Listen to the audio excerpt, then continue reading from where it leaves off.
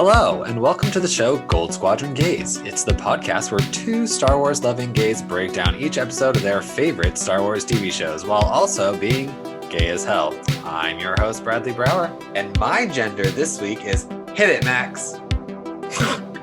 Yes. So yes. Is that right? Did I do it? You got it right. Perfect. You got it right. Immaculate. I'm Charles Rogers, and my gender this week is Avar Chris's girl boss hallway murder scene. Period.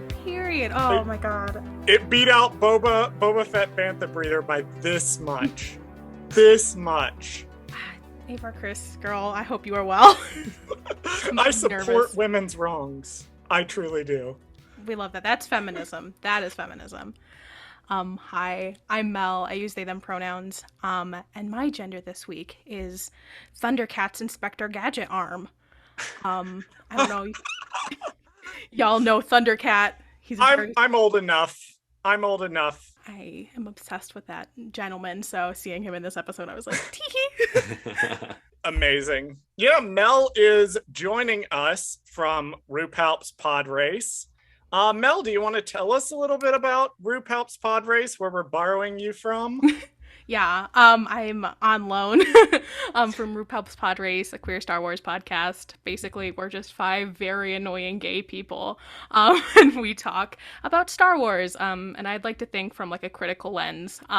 It's very fun. We have little segments, including Gender of the Week. I thank you so much for humoring me. Thank you for letting me. I've always wanted to do it, actually. Like, low-key, I've always wanted to do it. So I was like, oh, that just works out. I've also stolen a variation on Is It Legends or Did I Just Make It Up? Yeah, I support it. I think more people need to look at Legends and say, is it real or did I just make it up? I'm constantly thinking that when I think back on Legends. Like, there was an incident a few weeks ago where I confused Lumpawaru with Lobaka. And there was, like, for a brief moment, I was like, did Lumpy become a Wookiee Jedi? And then I looked it up and I was like, no, he didn't. Why am I remembering Wookiee Jedi? Maybe I just made that up. And then by chance, the next week, I stumbled upon the page for Lobaka and I was like, oh, no, I didn't just make this up. I think I mentioned RuPalp's about at least once a week, probably. Yeah, probably. They're absolutely fantastic. If you imagine like a chaotic group chat, but make it a podcast, that's basically RuPalp's Podrace. We're just some gay people screaming into the void, and sometimes people hear us. It's great. Before we jump into the episode of the Book of Boba Fett, we're not going to do news, and we're not going to do a thing Charles fucked up this week. We're going to do a new segment called Charles Berates Bradley for fucking... Do you want to tell the people what you fucking did, Bradley? Okay, I guess. So I did a thing where I went on my phone, my Amazon account, and I downloaded a 30-day free trial of Audible, and I downloaded just a tiny little book called The Light of the Jedi, and I listened to the whole entire thing before telling Charles that I did it. Fucking, he's sitting here. We are like having whole conversation. I'm having whole conversations with our guests about the High Republic, and fucking Bradley sitting here fucking sabak face on. Like, it's giving Martian Rowe. It's giving Martian Rowe. Bradley is Martian Rowe. That's why everyone hates him. And now I know who that is. So now, like, when you say names like that, I can go, oh, I know who that is because I read the book. Hold on. 2 weeks ago, when I told Clayton that he should make one of his drag outfits Lorna D, you knew who I was talking about. Yes, I did. Goddamn time. And you didn't say a word to anyone. Oh my goodness. I mean, that's part of the fun of it. So I know I had finished it by then. So yeah, I knew who that was. I hate you so much. What did you think of it? Okay, let's see. Short term. I actually liked it a lot. I thought it was a really different approach on just Star Wars in general. I thought it was like a totally wild. Like I was not expecting what I was expecting. I don't even know what I was expecting from reading it.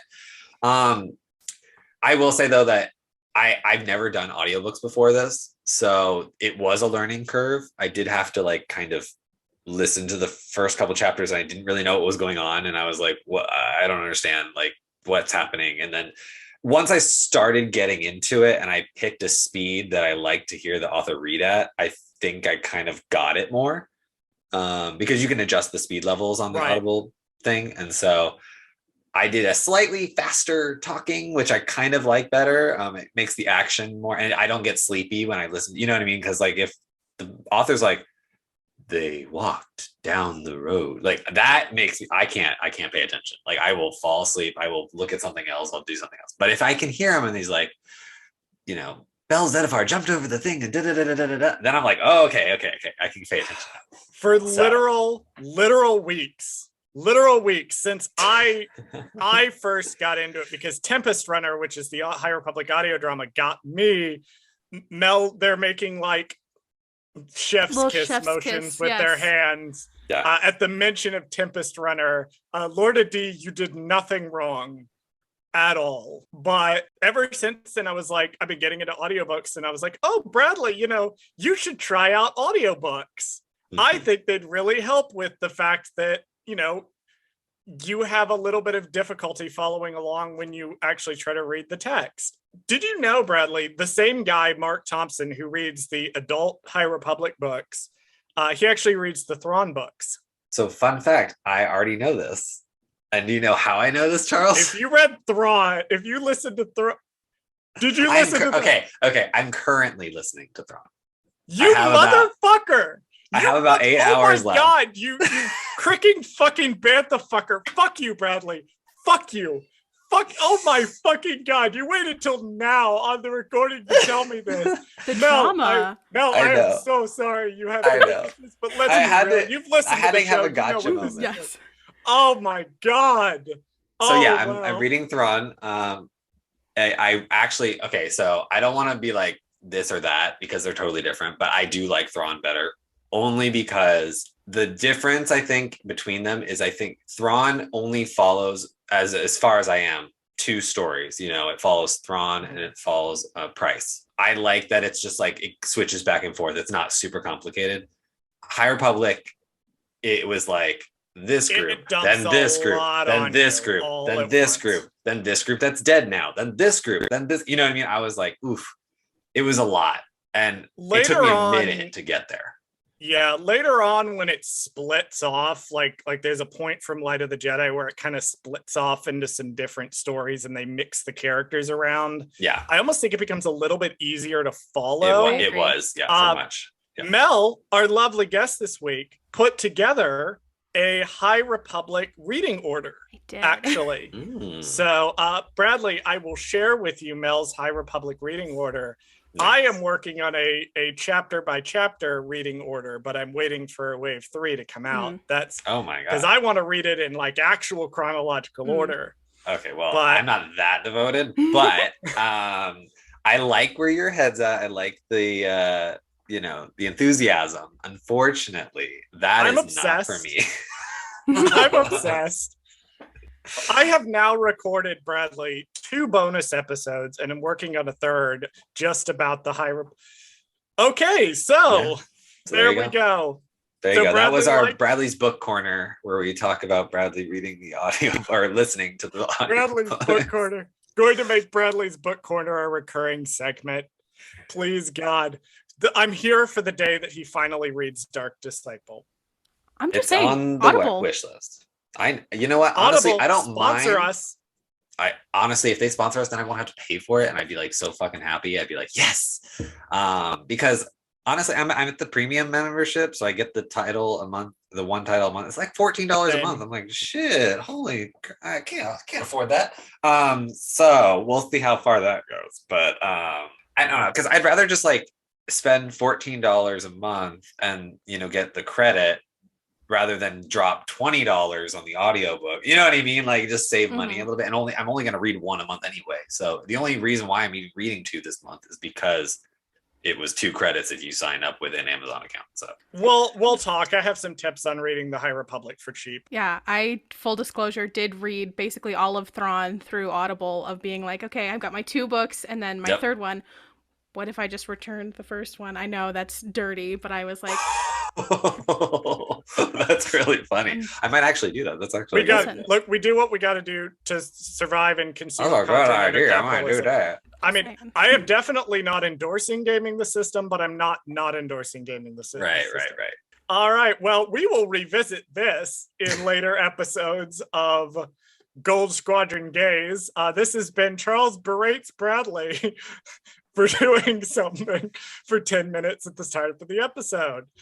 Let's talk about Book of Boba Fett before I fly a plane ticket to go out and beat him over the head with one of his Funko Pop shelves. This week, Boba Fett and Fennic Shand team up to get Boba's fire spray ship back. We'll talk about that. Mel, what's one thing you liked about this episode and one thing you did not? I loved Fennic Shand. I'm a Fennic Shand enjoyer, of course, but I specifically really enjoyed the best friend activity of stealing your dad's car from the place in which it is impounded. Right. And one thing you dislike. I think tonally there's been like a lot of shifts between the episodes, and I think it's just a matter of like who's directing. But I finally think that this episode had found its footing in between like being funny but also being serious. So I mean I know that's ended up being a like, but it's something that overall I've kind of disliked, and finally it felt like, okay, we're doing fine. Also, additionally, can we talk about how Thundercat was like, okay, Fennec, you have a new tummy, but also I'm going to leave it open to the sands of Tatooine. Super hygienic. That makes sense. Right? Very safe. Very, thank you. You could put glass there, Chief. You could put fiberglass or something there. And, exactly. And then you could see it, and like could be cool still. Modern problems require modern solutions. Exactly. So Charles, what is one thing you liked and one thing you did? One thing I liked, I really liked the present day stuff, the stuff with Black Chrysanthemum. I kind of knew it was coming, but I appreciated that they took the little time at the end of this episode to slow down, characterize Black Chrysanthemum a little bit, catch us up on him. Garsa Whip gives more backstory if you haven't read the comics to what his whole deal is, and there's some interesting stuff. So rather than him just showing up and being like, Boba, I work for you now, they did a good job of characterizing like this is what Black Chrysanthemum is actually about. I thought he was just going to be a minor character, but they're really shaping him up to like actually have some stuff to do, which I think is personally cool. Also, I might be a monster fucker, but we'll get to that. Is it monster fucking if it's in Star Wars? We're like, in the universe, they're not a monster. They're just a guy. Just a little guy. They're just a guy. We have established on the bonus episode that released today that Star Wars is ruining everyone's sexual spectrums because of Black Chrysanthemum, Geode.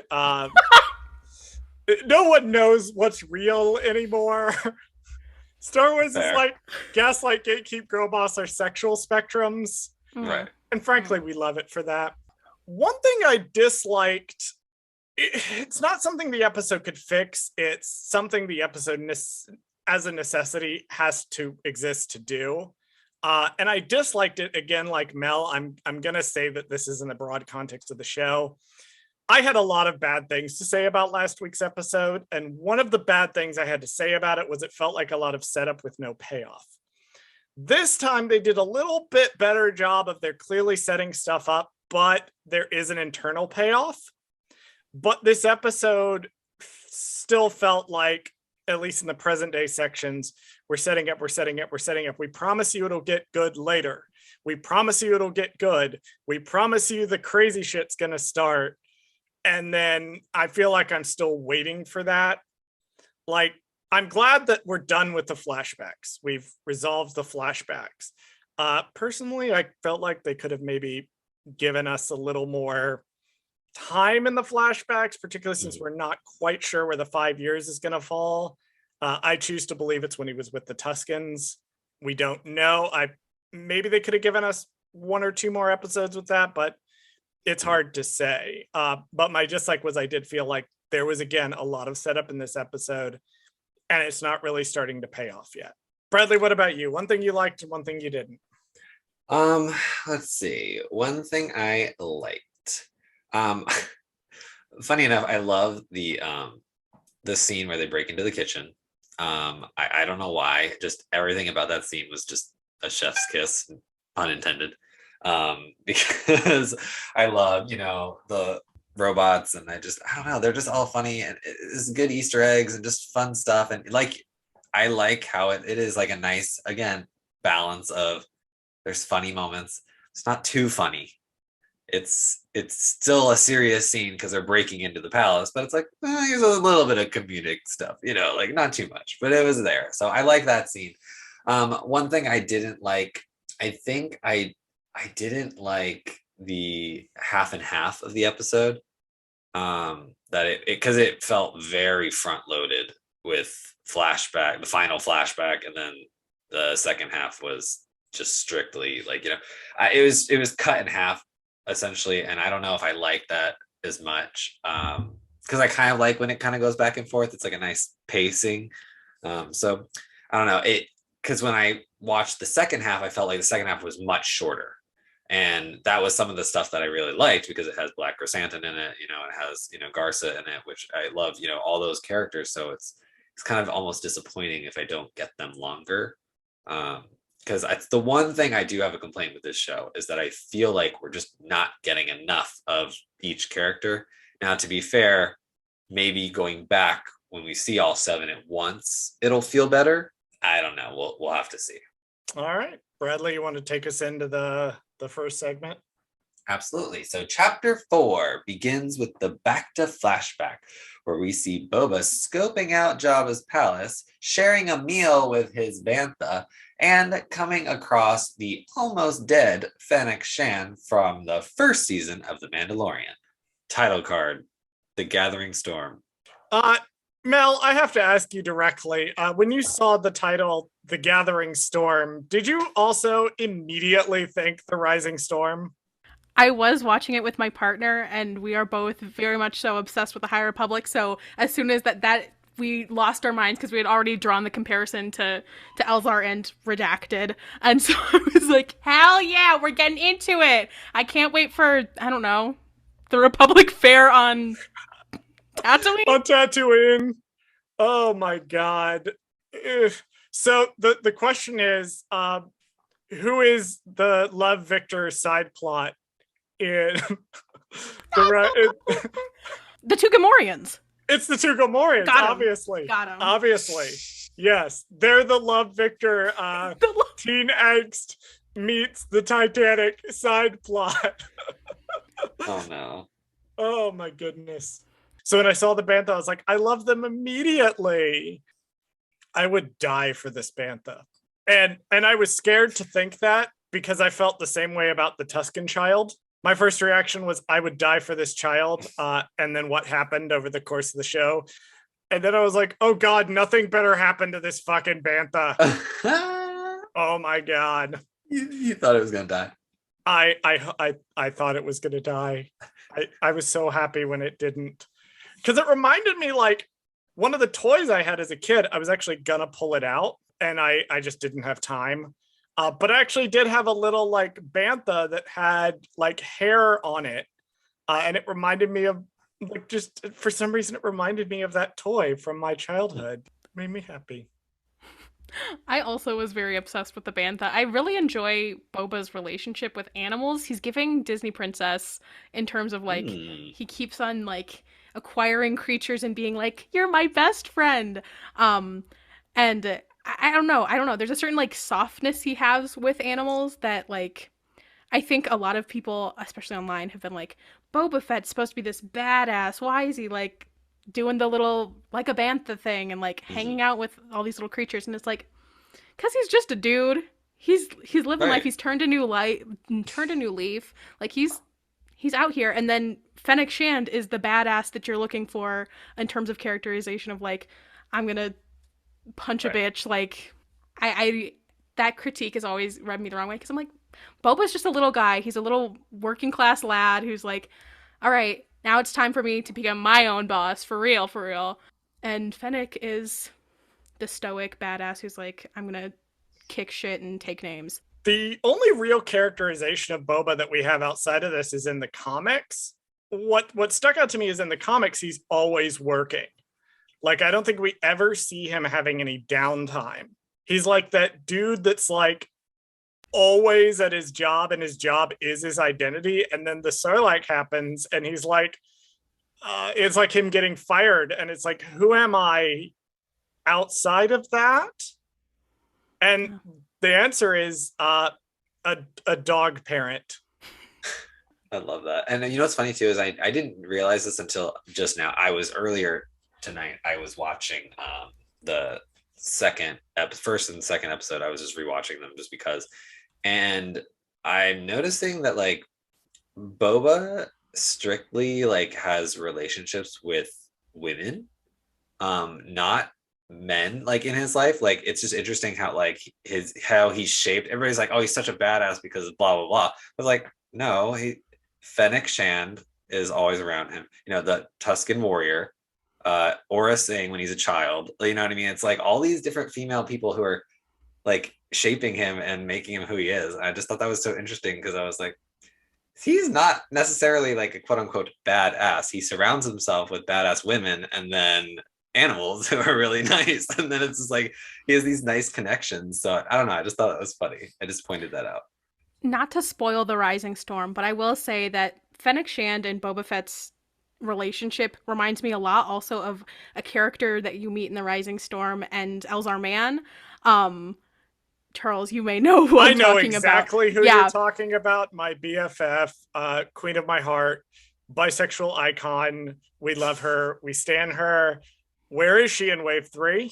Who's to say? Off doing her happy thing, I hope. Yeah, and not involved in the events of Wave 3, please. She's on vacation. Yeah. I think also something that's interesting, you've brought that up of like the people he surrounds himself with. I think Boba, since like the Clone Wars, has had this like story about like the dangers of rugged individualism almost. Of like, okay, I was isolated from literal birth because all the clones are like me, but I'm built different because my dad said so. And then is orphaned, and it's like, oh well, shit, I really am different now because I don't have a dad. And Aura Singh's like, well, what if you became I'm your workaholic? Dad now. I'm your dad now, and you're a workaholic, right. And you're gonna try to kill Mace Windu. And then he gets thrown in jail, and then he comes out and he's like, okay, well, I'm just gonna focus on work because this is the one thing I have that is stable in my life. And then that's one way to get fired, getting hit in a jetpack so hard you die in a passion. Han Solo, human resources coordinator. Right. Oh my gosh. HR has taken matters into their own hands. I guess it's HS because Han Solo. Anyways. No.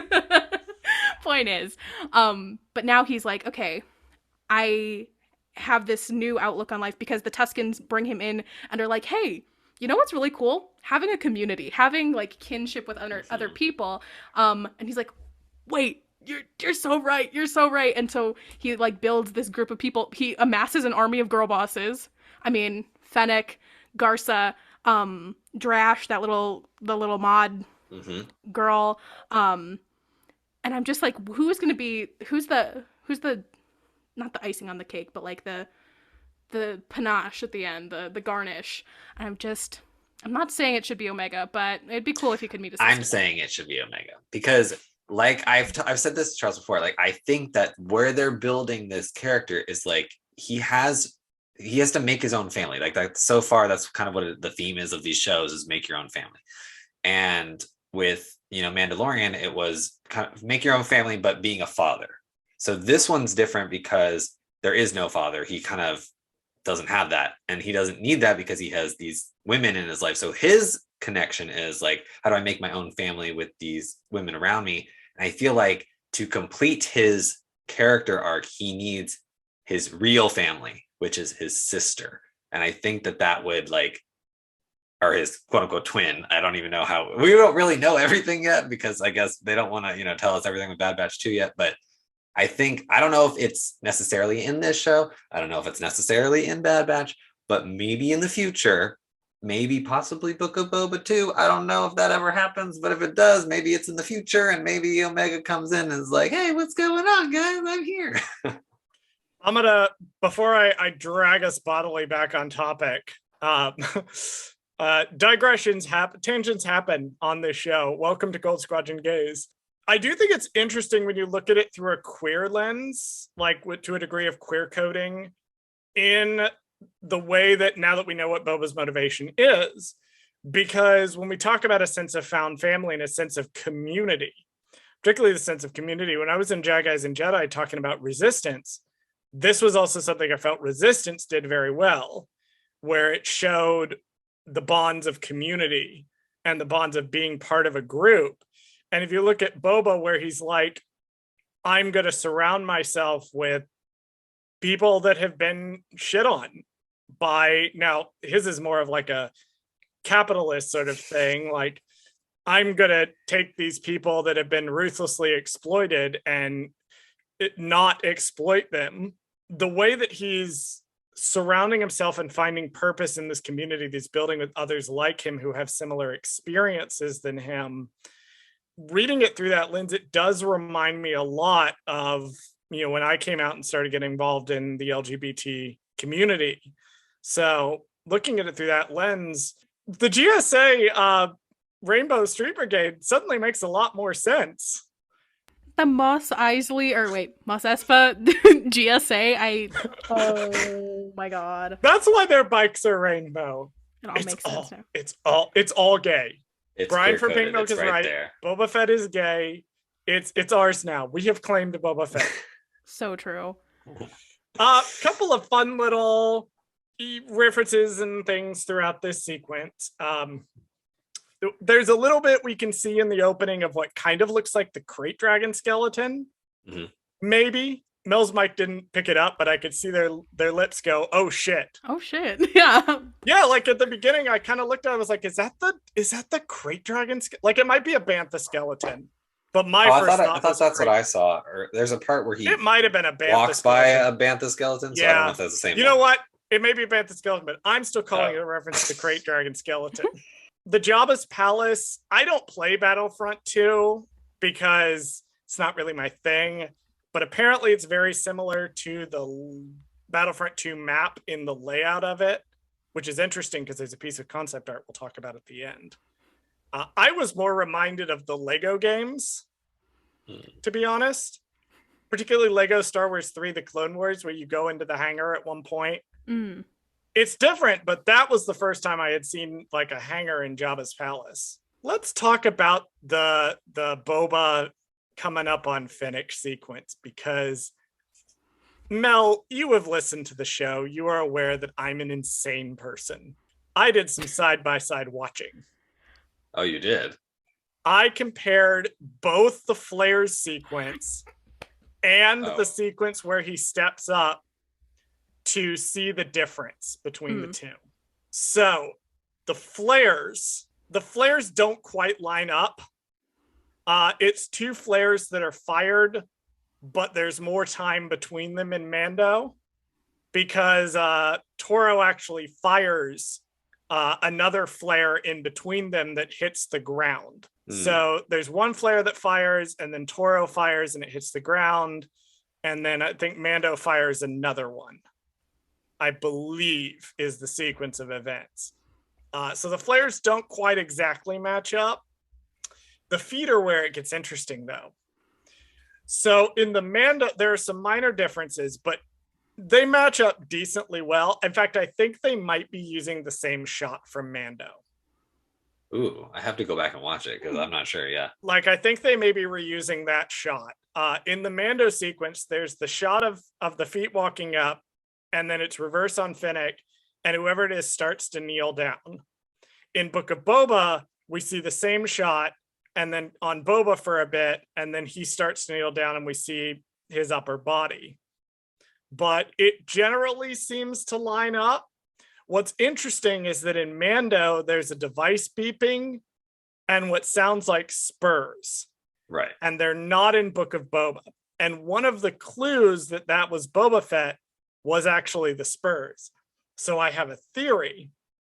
And the theory is that when they shot that, they didn't know who it was and decided in post-production that it was Boba Fett. Because they were gearing up for Mando season 2, and they added the spurs in. Everything needs to be planned out massively in advance. Right, of course. Everything has to be exactly like the MCU, which, as we know, is completely planned out in advance. Perfect. Immaculate. Perfect. Immaculate. They have a 10-year plan. Everything's great. They're definitely not making this up as they go along. I mean, I have a better theory, and my theory is that the first set of boots that come up to Fennec's body is not Boba Fett, and it is a different person. They go, nah, I don't want to deal with this, and they walk away. And then literally 2 seconds later, before he notices, Boba Fett walks up, and then we get the scene from Book of Boba. I think that's actually what happened. So the guy with the spurs left, and we never saw who that was, because that person was Cad Bane. So he walked away and he left. Bradley, you can't put Asajj Ventress and Cad Bane in everything. Yes, I can, and they will be in the finale of Book of Boba season 1. Oh my god. I mean, now that I say it out loud, I mean, Cad Bane in this show wouldn't necessarily not fit. So, I mean, I feel like he and Fennec have some beef that needs to get That's what I'm saying. So he saw her lying there and he was like, nah, she's dead. I don't want to deal with this. Hopefully she'll bleed out. And then he walked away. And then Boba came up moments later and was like, oh, I can help you. Like, and that's actually what happened. That's my headcanon. So there you go. The last thing that I want to bring up with this sequence, as I move rapidly away from Bradley's terrible theories, I did look up, because people were like, oh, Fennec's dead and there's no way she could have survived for that long, yada, yada, yada. I did some cursory Googling. How long does it take a stomach wound to kill you? And from what I read, and it wasn't very much, it seems like it basically had to do with how severe the wound is and how much blood is getting places blood shouldn't be. And to be fair, because it's a blaster bolt, wouldn't that instantly cauterize? It would cauterize. So the concern is bleeding out and bleeding into the stomach. So if the blaster bolt is cauterizing and causing her to bleed internally slower, it is fully possible for her to have survived. And I think it would make sense then for Boba to put her tummy down on the bantha, because I know a lot of people were like, damn, he just like threw on like a ragdoll onto that bantha. But like he's applying pressure to the wound while he's like applying pressure to the wound. And if that's where the wound is, maybe it would make sense to turn. This is not first aid advice. I am not a first aid person. Please do not do this in a crisis. I am just speculating. It might make sense to turn her upside down so the blood pools away from the organs, if that's the case. But yeah, it's 100% possible for her to have survived, because it was sun up when he shot her. I think that may be pushing it. It may be pushing it a little bit. Everything I read was about 12 hours, but it's close enough. She has the power of girl boss. She does have the power of girl boss. It's akin to the Force. She is some sort of immortal being based on her appearance in Bad Batch versus now. Her and Bo-Katan Kryze. I want to know what their skincare routine is. Right. Girl, please tell me. It's girl bossery. I'm telling you. It keeps you alive. There's something in there. You have to gaslight and gatekeep, and suddenly your skin is just clear.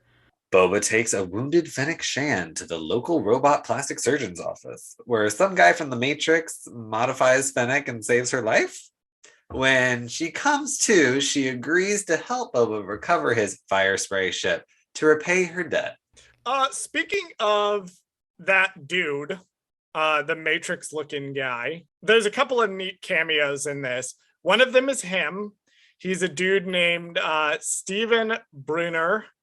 And he is a bassist for a band, which I did not Google. Yeah, He's Thundercat. He's like a delightful gentleman. I'm obsessed with him. If you haven't listened to his tiny NPR Tiny Desk little concert, do yourself a favor and do it. His like ability to play the bass is fucking insane. The idea of seeing him just like be like, okay, well, you have money? Word. I'm gonna just put on this new arm and give you a new tummy. It was truly life changing. Oh man, yeah, he's apparently the bass player for Kendrick Lamar and Flying Lotus. Now I checked, he was not in the Matrix. I was kind of hoping he turned out to have been in the Matrix Revelations, Resurrection, whatever. R word.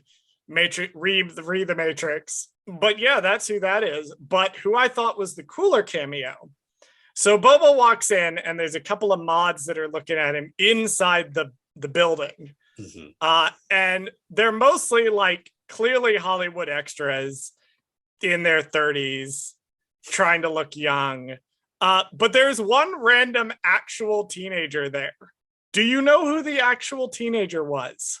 I know who it was. Who was it? That is Ming Na Wen's son. That's very iconic. I love that. So that I is feel like Ming Na Wen's son Cooper. I feel like Ming has reached a new level of our Disney trifecta, as now one of her offspring is in a Disney thing. So therefore, now she not only does she have the Disney trifecta, now her son has started his own Disney trifecta. Therefore, if he creates a Disney trifecta and he is now in a Marvel thing and he is in a Disney thing, then that means Ming will achieve this like Disney trifecta dynasty. I don't know what you would call it, but it's just going to be crazy. The soundtrack for this scene, I just want to point this out, absolute bop. That's kind of why I said Matrix, because it sounded like a little cyberpunky. I was like, what is this? Like, it's a little different. And I forget who composed the music. Ludwig Göransson wrote the theme, but Joseph Shirley wrote the score for it. Joseph Shirley's really leaning into the kind of Ludwig Göransson, like, it's Star Wars, but like, make it rad. Like, make it a bop. I'm here for it, personally. Can we stop to appreciate that Boba Fett takes Fennic Shand to this mod parlor, then takes her all the way back out to where she got shot to put her on the ground and makes a fire so that she could wake up for no other reason than apparently the drama of it. It's almost like one of those things where it's like you wake up from like surgery, is like you don't have a lower half now. That's kind of like the drama where we're at right now with this. Because think about it, she looks down and she's like, holy shit, I don't have a stomach anymore. The David after dentistification of Fennic Shand is truly unparalleled. I wish she had been like, whoa. She adjusted pretty quickly. Yeah. She was like, okay, much to think about. Anyways, what are we doing here? Right. What's up? She's like, I will just tuck that away. We're gonna process that. We're gonna bring it out later with some spotchka and some like romantic comedies or something. We'll process this, but we're gonna deal with this first. Whatever's going on here. I know the practical reason is they already had the set up. They wanted to use the set again. Right. I don't care. It is funny to me that Boba's like, you know what would be super dramatic? If she woke up in the same place with no stomach and I didn't tell her what was going on. Listen, he is the son of the man who got hired by someone and then he hired someone to kill someone else with a lizard or a slug, whatever that creature is. Two centipedes. Yeah, he is kind of lazy in that aspect. Although in Zam's defense, she does try bomb first. Oh, true. Which, I mean, fair. You tried the easy option. She didn't just jump straight to the centipedes. I would love to know what the relationship between Boba and Zam was. Because in Legends, she was very close to Jango, and they weren't a couple or anything, but she was around enough that there's points where in the Boba young adult books, he's thinking about how like, maybe she's the closest thing I've got to what a mom would be because I don't have one. And then one day she just like goes away and never comes back. And Jango comes back and just refuses to talk about it. And Boba's like, okay, that sucks. She's like the cool gay aunt who like takes you to the store to Barnes and Noble and like lets you buy whatever you'd like and then disappeared into the mist. That is the real tragedy of the prequels. Truly, truly. Is they had all these wonderful campy characters and then sidelined them for the main trio, and it's like, come on. I found it interesting that she didn't really know who Boba Fett was, but come to think of it, Boba Fett in his armor never takes his armor off. Right. So how are people gonna know what he looks like? And Mel, I see you laughing, but I'm going to address the obvious counterpoint. Regular clones have advanced aging. So it has easily been several decades since someone has seen what would be a clone at Boba's age. Because Rex is like old man beard by the time of Rebels. And Boba was like a college student. I do enjoy the idea of like 2 episodes from now, during the finale, during the heat of the battle, she looks over to Boba and she's like, shit, are you a clone? Right.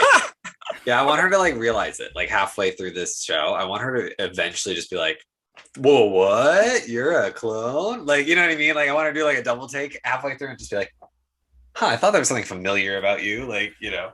She's like, I kicked the shit out of a guy who looked like you one time. Yeah, like 5 of them. Because Bo-Katan clocks Boba as a clone immediately.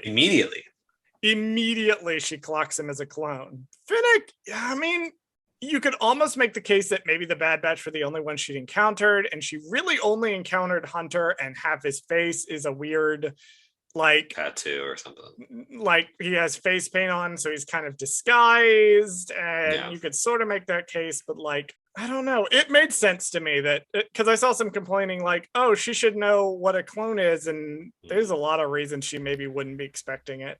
I mean, to be fair, it's like also like the war happened when she was a teenager. Like, that's true. She didn't. She was like, oh, she's probably just staying here. Yeah, and like how often are clones taking off their helmets around civilians? True. Very rarely, I would imagine, if they're on active duty, because I think very rarely do we see them take it off when they're not like on their ships or in their barracks or something. That's a good point, because I think one of the plot points in Mando was he said, like, I can't go into that facility because the cameras or the droids or whatever would recognize the face scan would rest on my face, because in all their databases. So it would make sense on a military aspect that people would recognize him. But you're right. I think Fennec, it isn't that weird that she doesn't necessarily recognize him, because she's not a person in the army. Like, she's just an assassin. So she kind of just deals with stuff all the time. So yeah, that's not that weird, I guess. I can buy that she would not necessarily clock him, or if she does, she doesn't care. 2 other little notes I have for this sequence. I'm going to complain for just a second about a serious thing. I'm hypersensitive after episode 3. Like, I'm super hypersensitive about this show. And when Boba called the Tuskens the Sand People, it made me because Sand People is a actual like racially charged racist term that's used in reality, which is why a lot of Star Wars media has started to move away from it, because it's just not good. I was disappointed that one slipped in there, especially since Boba, you just spent 5 years with the Tuskens. You should know better. So this is my PSA to say, please don't call them the Sand People. It's an actual, like, real world racist thing that's thrown around people of color. So please don't do that. That's my note for that. Less serious note. I do like how, I guess still serious, but not that serious. I do like how Boba Fett takes some culpability for what happened with the Tuskens. When he's explaining what happened, he basically said, I got them killed. And that's something I was thinking in episode 3. I was like, they told him repeatedly, like, our way is to hide. Our way, we have a certain way of doing things that we survive. And he was kind of pushing them in a different direction. Like, taking down the train was 100% the right thing to do. Toll 100% the right thing to do, but he was kind of pushing them in that sequence with the chieftain to be like, you guys need to get out there and fight. You need to be more visible. So for him to turn around and say that was part of why he thinks they got killed, I was like, that's an interesting dimension on sequence of events. Yeah, that's actually kind of one of my complaints with the episode was I wasn't really quite sure how he is taking responsibility, because from what I can tell, the attack of the biker gang on the Tuskens there's nothing like tying him to them, you know what I mean, other than the fact that he beat them up in a bar, but like they wouldn't know he wasn't a Tusken, you know what I mean? So like, well, I think it's that he was sort of pushing them to leave hiding, and he did it too quickly and targeted the wrong people, and that got the Tuskens targeted directly by this swoop gang. I do have a theory though, and Fennic is like, oh, random biker gang took out the Tuskens? That doesn't sound right. And I'm sitting there going, dude, we all know the Pikes had them massacred. It's the Pikes. Can I even present that as a theory? Because I don't even know if that's a theory. I think that's just a plot point that's going to be technically revealed in the next one, but it's like we know it already, so I don't know. This is a mouse tool we'll use for later. Yes. It's a surprise tool that will help us later. The Pikes definitely. Well, because I mentioned last week he was like super when the Pikes or it was 2 weeks ago it was last week when the Pikes showed up, and he was like, we are going to war. And I was like, it seems like he has a really emotional reason for wanting to kick the shit out of the Pikes. I was expecting them to reveal in the flashbacks that the Pikes were the ones behind the Tuskens massacre. And then like they didn't. They ended the flashbacks. I'm like, okay, so why does he hate the Pikes so much? Yeah, I think it's just like one of those weird cohesion things where it's like that. I agree. Like if we had gotten some of this information that we got in this episode, last episode, I think one would have felt just a little bit better, because like I did count second by second how long we stay with the Tuskens getting massacred, and it's less than a minute. So like it feels weird that it's like, yes, we're gonna kill this group of people and just kind of like we'll unpack that later, but like we've got 3 episodes or whatever left, and like when are we gonna get to do that? Yeah, and part of the reason I loved the campfire scene so much in this episode was Boba and Fennic getting to unpack some of that, where he's talking about feeling culpable for what happened. He's talking about later on, he's going to talk about how important the lessons he learned from them and stuff. It doesn't redeem the last episode, but it does lend some additional context to it, which I like. It didn't need to take you this long, but I do kind of like that they made it a moment between Boba and Fennic, because I also think it helps their emotional bond. So before we get into the palace, while we're still outside the palace, let's talk about that fire spray class gunship that they're having a conversation about while Fennic Shand sends her probe droid into the Bib Fortuna's palace. Yeah, apparently they're referring to it as the fire spray class gunship in this show. They're not going to call it Slave One.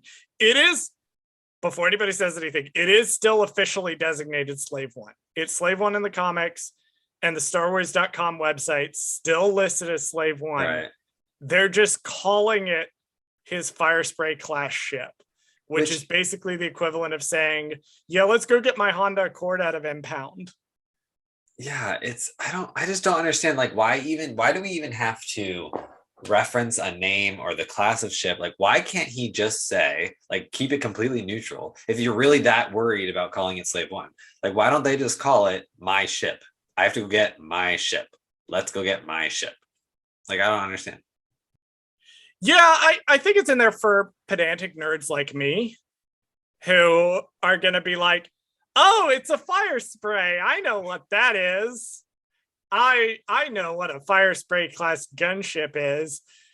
Honestly, I can't blame them for not wanting to call it Slave One in the mainline stuff. But I just don't get it. I really don't get it, because like you literally have all that stuff in the first movie. Like fucking Anakin Skywalker is a slave. So like that's literally a plot point of the thing. So I don't understand why taking away something like that. Well, they're also trying to make Boba a more sympathetic character. And like there isn't really a good reason for, there's like some epic backstory reason or something that he's named the ship that. Like it's just called the Slave One in canon. I guess in Legends there was some reason, but yeah. Did he name it, or was that Django who named it? Because that might have been Django. It could just be a thing of like, I'm rebranding. My dad decided to call it this. I'm calling it this. Anyways. Right. Yeah, I'm a different person now. Like, yeah, I think it's because they're trying to make him more sympathetic, and they don't necessarily want to say like our hero also has a slave one. Our hero, flies around at the back of a slave. It's like, that's some unfortunate branching you've got going on there, Boba. Also, it's probably so they can sell it as Boba Fett's starship. Well, that's true too. I personally, as a longtime Legends fan, I am personally fine with them never calling it the Slave One in visual media again. It's canonically called the Slave One. Personally, I think Fire Spray sounds sick as fuck. Well, later on we'll find out why it's called a Fire Spray, but I just want the sequence of Django stealing it from Ubu 4 and turning around and blasting the hangar bay to be canon again. I really need to get my hands on Bounty. Did they release Bounty Hunter for the Switch? They released Republic Commando. I don't think so, but not Bounty Hunter. Not a gamer. I don't think so. Bounty Hunter on Switch. Let's go. You put Knights of the Old Republic on there. You put Republic Commando on there. You're putting all the good ones on there. Bounty Hunter. Let's go. So Boba does say goodbye to the Bantha as the probe droid is out there. Tells the Bantha to go and make baby Banthas. A line that elicited raucous laughter from me on both viewings. I just love how attached he is to his animals. His only stipulation is he wants to ride it. As long as he can ride it, he's happy. So I want to return to something that Bradley almost mentioned earlier. Bradley, you were going to talk about the line, the Gotra. He wants to form his own Gotra, which is apparently what a crime family is called here. So I brought it up only because it's on my bingo card. No. I gave you Moochie. No, not it's on give you this there. One. You said the droid Gotra. You said the droid Gotra. Same difference. To be fair, the only time Gotra is ever mentioned in Star Wars media is in Mandalorian, and he says, "I swear by the Gotra." So no one ever says Droid Gotra. I just wrote it down as Droid Gotra. So because it's called the Droid Gotra, that's the name of the droid crime family. I'm going to count it because it's the word Gotra, and I don't have a lot of chances left to get bingo card, so I'm gonna take it this time around, because otherwise all I got left is Crimson Dawn and Omega, and I just don't see Kira showing up. So honestly, I'm out of luck if the OG bounty hunters don't ever show up in this. So I have heard theories that the OG bounty hunters might come in for the finale. I do like the idea of Chekhov's Bosk. Like we've set up that Black Chrysanthemum doesn't like Trandoshans, well, because of larger historical context, but once again, within the show, he doesn't like them. So like the idea of him having to team up with Bosk and it being this whole thing could be an interesting character beat. I agree. I think that'd be awesome. So you didn't have a theory at all. You just brought up Gotra so you could mention it on your bingo card. Oh, 100%. I have no other connection to Gotra on here. I don't even, honestly, I put that on there as like filler. I absolutely despise you. Yeah, that was like one of my filler ones. You are such a pain. You are such a pain in my ass. So full disclosure, I don't know what a Gotra is. I'm just like same. So the only time it's been mentioned before now was the Droid Gotra, which was specifically like a droid crime organization, like specifically for droids. They are the ones who send Dr. Aphra to retrieve the 000 personality matrix that she is retrieving in the early Darth Vader 2015 issues when Darth Vader finds her. They are the reason that she gets the 000 personality matrix. Mel, I don't know if you've read the comics at all. Claudia will explain it to you. Okay. She's been trying, but I'm like... Claudia will explain. Ask Claudia who 000 is.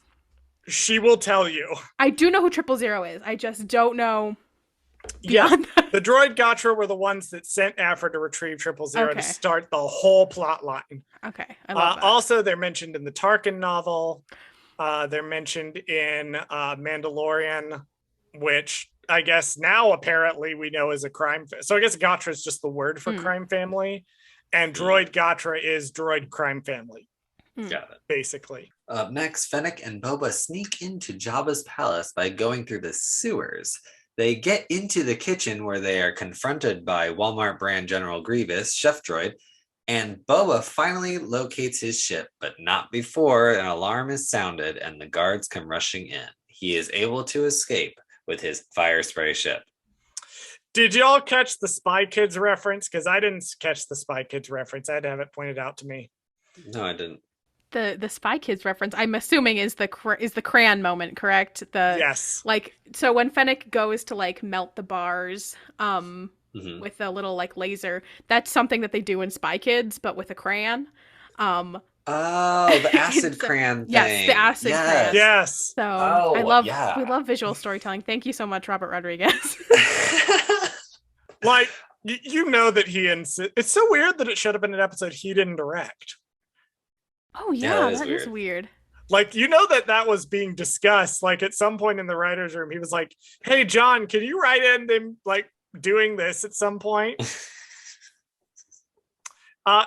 Whoever voices our Eevee droid, the sous chef, spot on.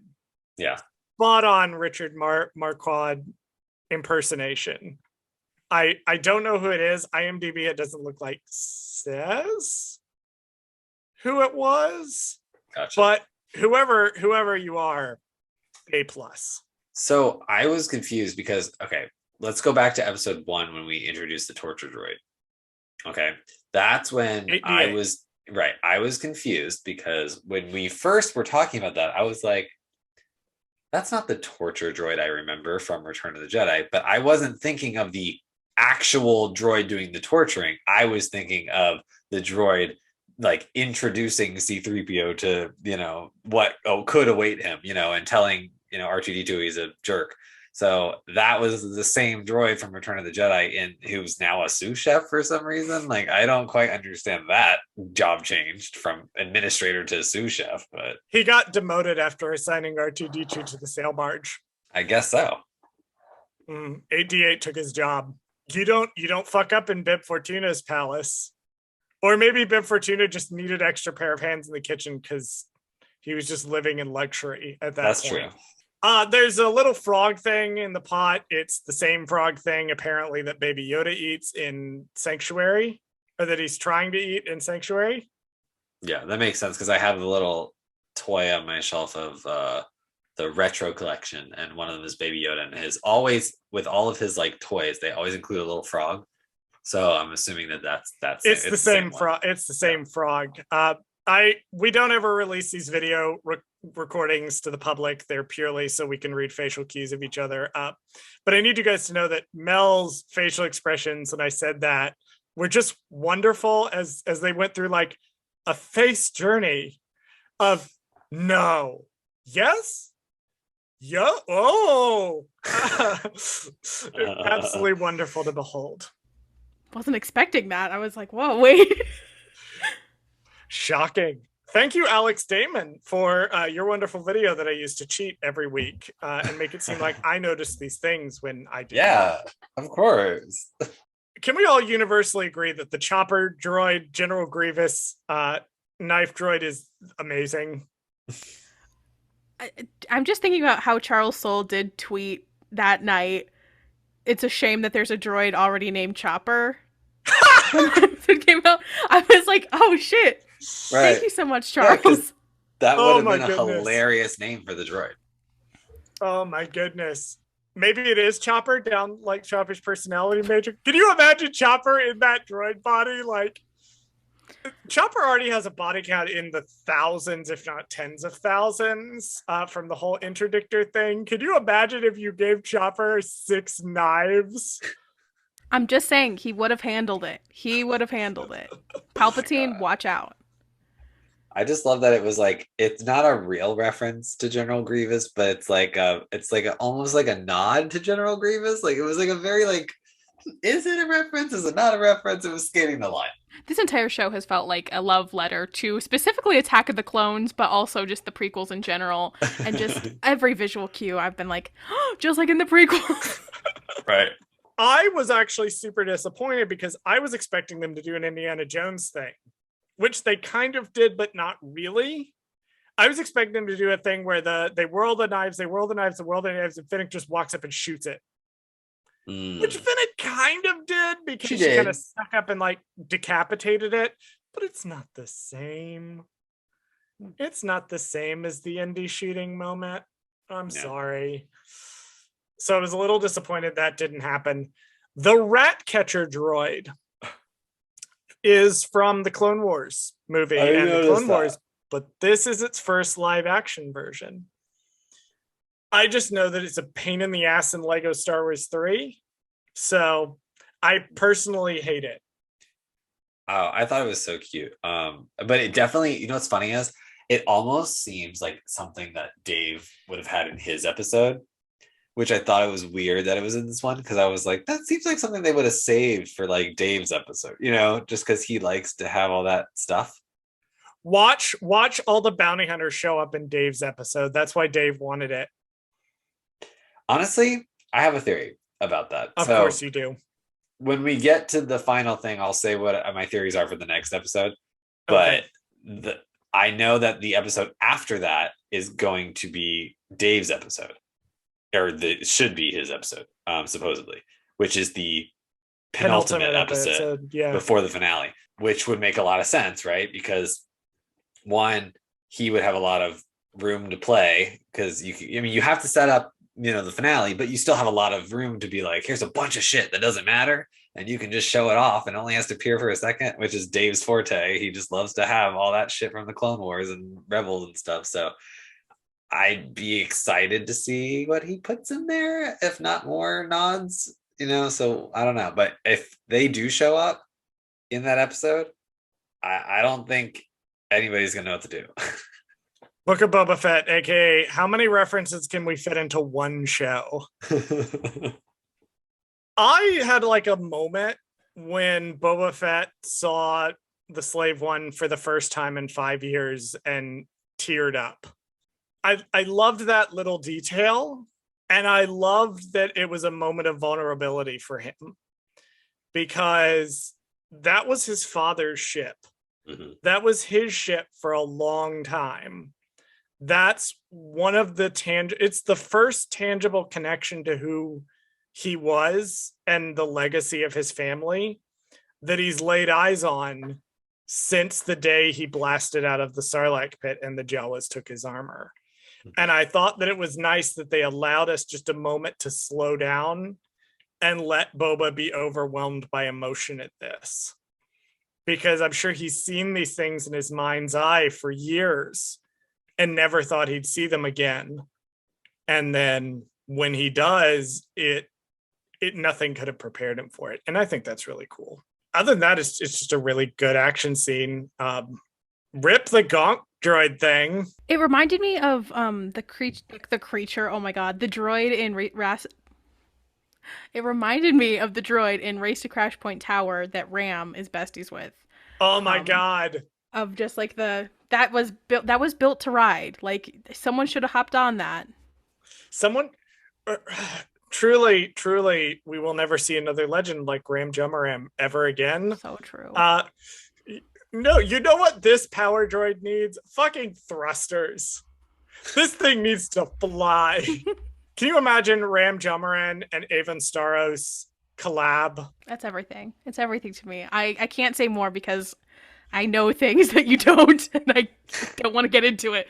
But Okay. As of recording this, and they come out very quickly, but as of recording this, I have not read Midnight Horizon because we don't get ARCs.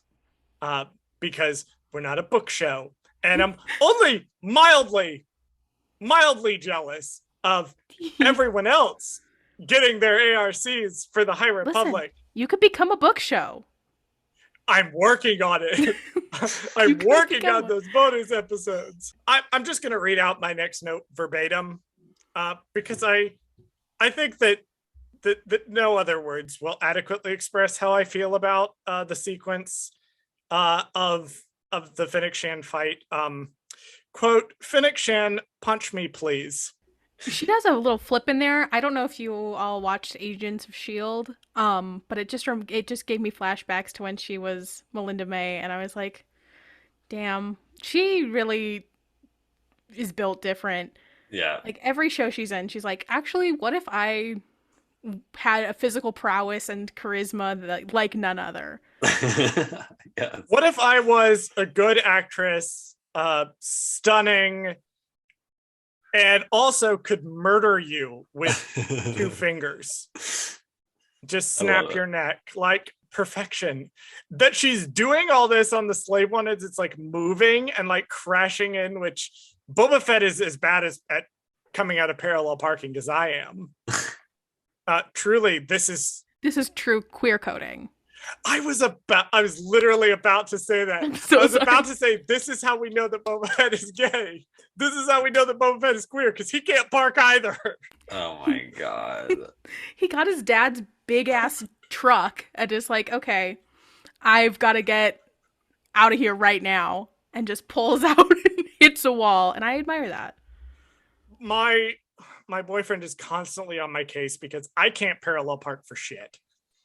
And he's like, oh, it's so easy to learn. You've just got to do it. I'm like, first of all, your car is about 4 feet long.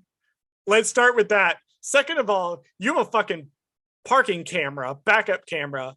So I don't want to hear from you how easy parking is, you little shit. I do enjoy the idea of the Slave One fire spray, whatever you want to call it, having a backup cam. I think that would be very powerful. I think it needs to get rid of the oh my god, what are they called? The sonic the sonic emitters. The sonic emitters. Or whatever, the sonic bombs, whatever they're called. Seismic charges. Seismic charges, thank you. I do think that we need to go to the Subaru dealer. The idea of that being a Subaru Outback is also very powerful. Oh my god. And just getting a backup cam. That's what Fennic is going to do next episode. That is her entire arc, is she is going to the Subaru dealer. Oh my god. The worst part is, like, if you did get a backup cam on this ship, it would be on the bottom of the ship, so it wouldn't be very much use to him at this point because it's upside down. It's just showing the ground. Yes. Oh my god. It's worthless. I like the idea because it's like, because it also kind of looks like a smiley face when it's flying away, because I'm a child. I enjoy that visual piece. I like the idea of the backup cam being also the nose of the smiley face. I think that's just, it's fun. It's fun. I think, Robert Rodriguez, you should be taking notes. Yeah. Robert Rodriguez, yes. John, I know you listen to the show because you have put things in there to spite me. Looking at you, flamethrower burning his way out of the Sarlacc. Looking at you and the flamethrower, my enemy. But yeah, take notes, John. This is a good idea. Also, I live in Los Angeles. You can hire me. I'll move up to near Skywalker Ranch. Let's do this. Boba begins his revenge tour by locating the Nikto speeder bike gang and spraying them with blaster fire, killing them all. He then decides to head to the Sarlacc pit to recover his armor, but the Sarlacc nearly takes the ship down. Not before Boba drops a charge bomb in its mouth. First of all, that's why it's called this fire spray, you pedantic little fucking twink. Second of all, it's actually Fennic that drops the thing down, so it's the collective Boba. is The Boba hive mind. Right, Boba hive mind. It's Team Boba. Whenever I say Mm. Boba does something, I mean Team Boba. You know, so it's pretty much all of them. They all work together. I thought that was actually a really interesting character beat for Fennic, because she's like literally within like the visuals of the scene, like she's buckled in and reaching for it and she can't reach it, which I feel could be, not to become like an English teacher suddenly, could be like a metaphor for being a little bit more isolated and closed, and then decides like, fuck it, I literally am going to die if I don't do something about this right now. So she unbuckles and she opens up and is like, okay, bonk, let's get the fuck out of here. Can we not do this right now? Right. Shout out Star Wars English class. I loved that she like sees this random button flashing. She's never been aboard the Firespring. Yeah, how does she know what it does? She sees this random button flashing and is like, she's like, that's annoying. I'm gonna push that now. Button, go push. It's very, very chaos energy from her, which I was surprised by. I want to back up before we get into the nitty-gritty of the Sarlacc scene, to just say, rip the Sandriders, you will not be missed. You will not be missed. And people were like, oh, that was super fast. And like, I'm like, yeah. That would make sense. He shows up in the ship and guns him down and goes away, and that's it. That's all we need to do with them. Do we need to draw it out? No, they just don't need to be alive. Boba fixed that problem. Thank you, Boba, for your promptness. Very eye for an eye. Yeah, and I like the idea of Boba rolling up in an even bigger ship. Like, because they would have overwhelmed the Tuskens with force. And then Boba shows up with even more force. Right. And takes them out. It's very poetic justice. Well, he kind of hinted at that, right? Because he said to the Pike leader in the last episode, he said, you know, if you don't pay them, like, or if you attack them or whatever, then we'll attack back tenfold, right? Is what he said. And so technically he delivered on his promise. Like, you attacked us, right? So now tenfold is literal, like, gunning people down with a ship. Like, so I have in my notes, and I'm making this promise to myself as we address the Sarlacc pit scene. This is my promise to our listeners and to our guest and to my co-host. I will not make any of the obvious hole jokes throughout this sequence. You're not going to call it the Sarlacc? I am not. I am going to avoid making jokes about sticking my head down random holes in the desert. I'm gonna avoid the jokes about Beak showing up out of nowhere. No. I'm not gonna touch any of this. I promise. I'm a mature and responsible podcaster who definitely will not make any of these jokes. I'm so sorry for immediately then saying Sarlacc. Oh my god. I am terrified to hear the RuPalp's episode for this week. I have some concern. Am I prepared, Mel? Am I prepared for what's coming?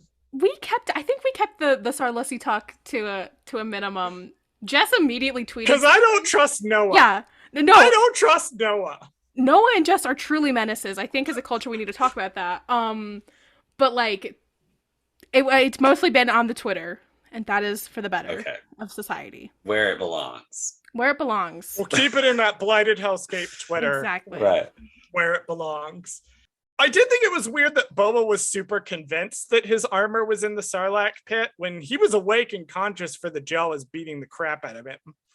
So I don't know if he just like forgot. It's selective memory. Yeah, it must be selective memory loss, or just the sheer fact that he was like laying in the sun for so long that it just kind of like fried his brain, essentially. You know what I mean? Like, when you've got all that traumatic things happening to you, I guess you would forget a few minor details. So yeah, and if the Sarlacc was a super traumatic moment for it, it makes sense he would focus on that to the exclusion of everything else. But I like how even Fennic, she points out the fact that, you know, a little bit later on, he kind of goes down in the pit to kind of look for it after it's dead. Like, she's like, oh, you have like acid on your face. Like, she's like, it's literally eating you alive. The reason why you're alive is because you had your armor on the whole time. And so I don't know why he's not making the connection. Like, the only reason why I was able to leave the Sarlacc pit was because I had protection, or some protection. If the show has established anything, it's that Boba Fett is not very smart. He's not very like pretty. he's a Not himbo. very smart. He's a himbo now. Like, he wasn't a himbo, because a qualification of being a himbo is you have to be a nice person, which he is now, but he was not before. But now he is a himbo. He is dumb. Yeah.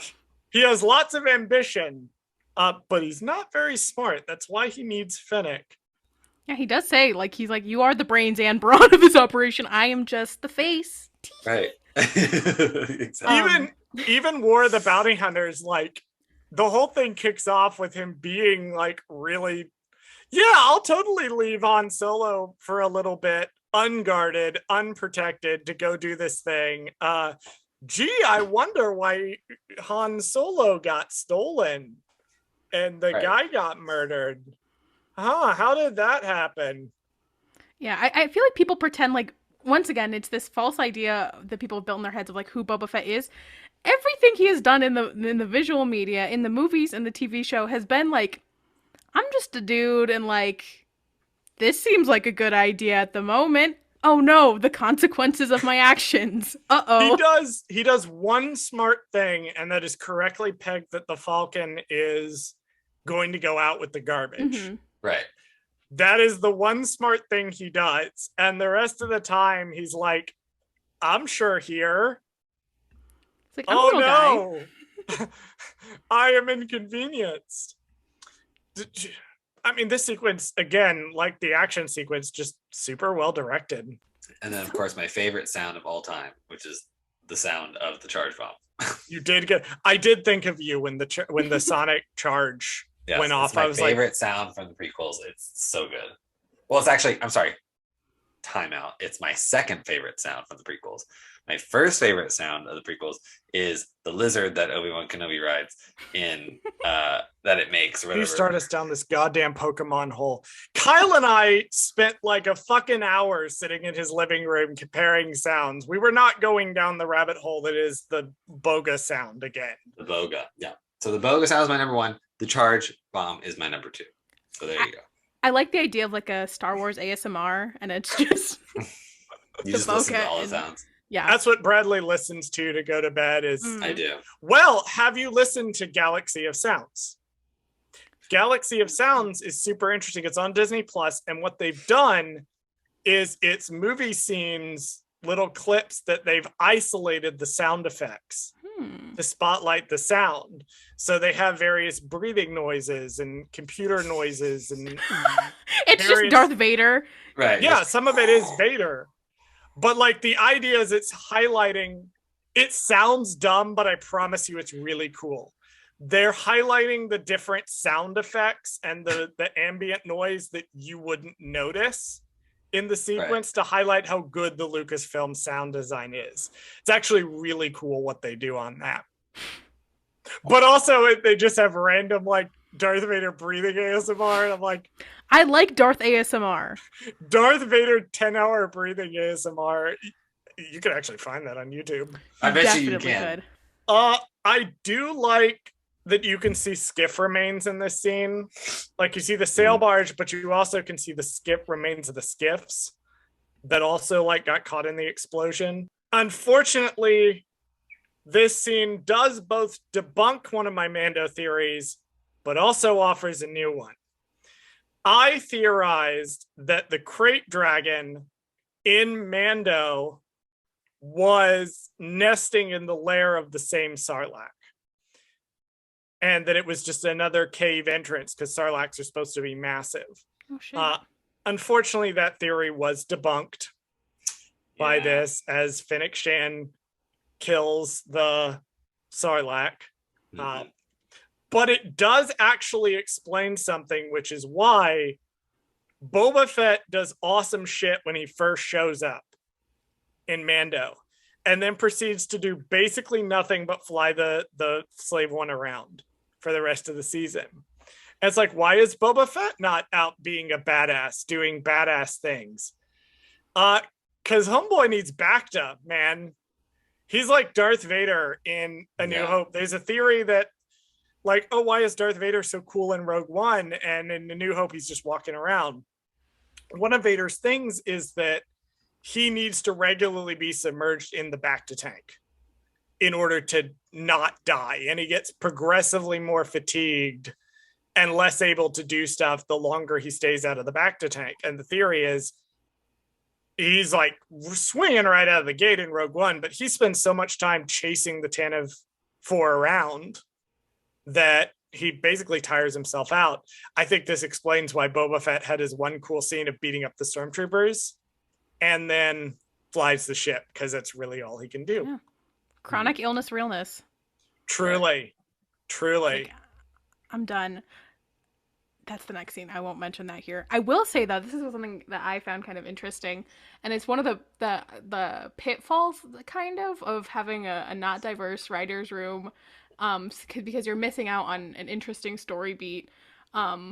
Just like the use of water on Tatooine is always very interesting to me, because like when we talk about like the coding of indigenous characters and specifically the Tuskens, like specifically their relationship to the natural resources of Tatooine has been like the biggest thing for me to be like, yeah, these are not only like literally indigenous people, but like coded to be the indigenous people in the text.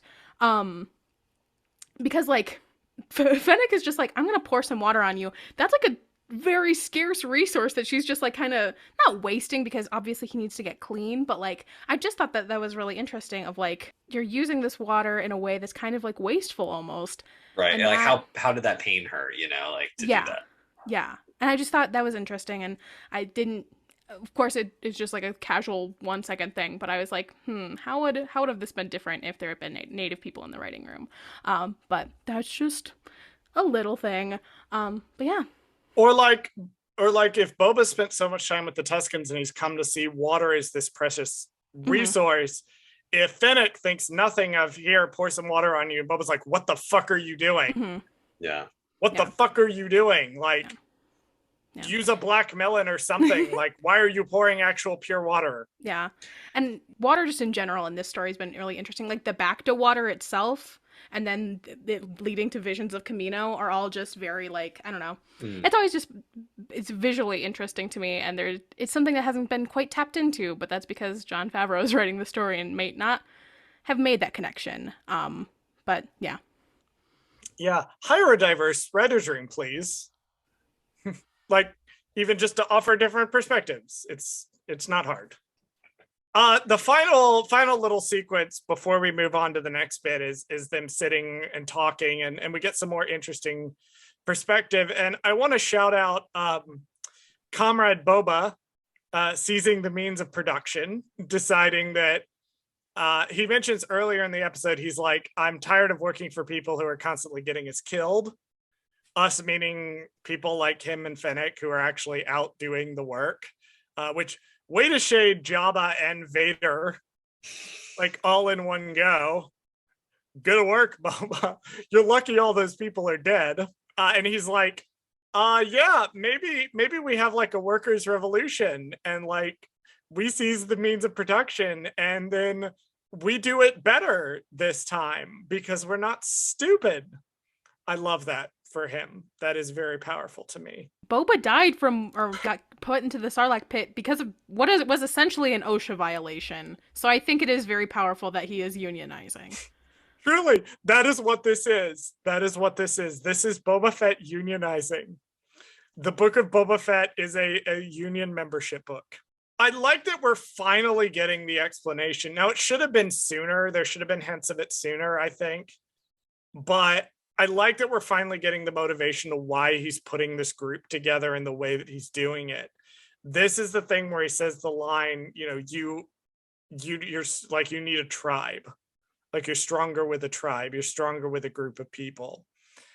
I do love that as his motivation. I've talked a little bit before about how, like, what's going on here? What's his motivation? I do like that this turns out to be it, that he's like, I was with the Tuskens, I was alone, and then I was with the Tuskens. They gave me a sense of community. I lost that, but I now know how strong being in a community makes me. So I'm going to build my own community of people who are exploited people who are ignored, and I'm going to give them the chance to exert their own power on the world around them and make the people that previously hoarded all that power listen to them. I love that. Up next, Boba wakes up from his back to dream, finally fully healed. He heads to the sanctuary where Black K gets into a fight with some Trandoshans. Garsa tries to talk him down, but he ends up ripping an arm off one of the guys anyway. Boba decides to offer him a job. And we're done with the flashbacks. Finally. I thought it was weird that they sort of ended it very abruptly in episode 4, but on the other hand, like, I'm kind of glad to be done with it. Yeah. In a way.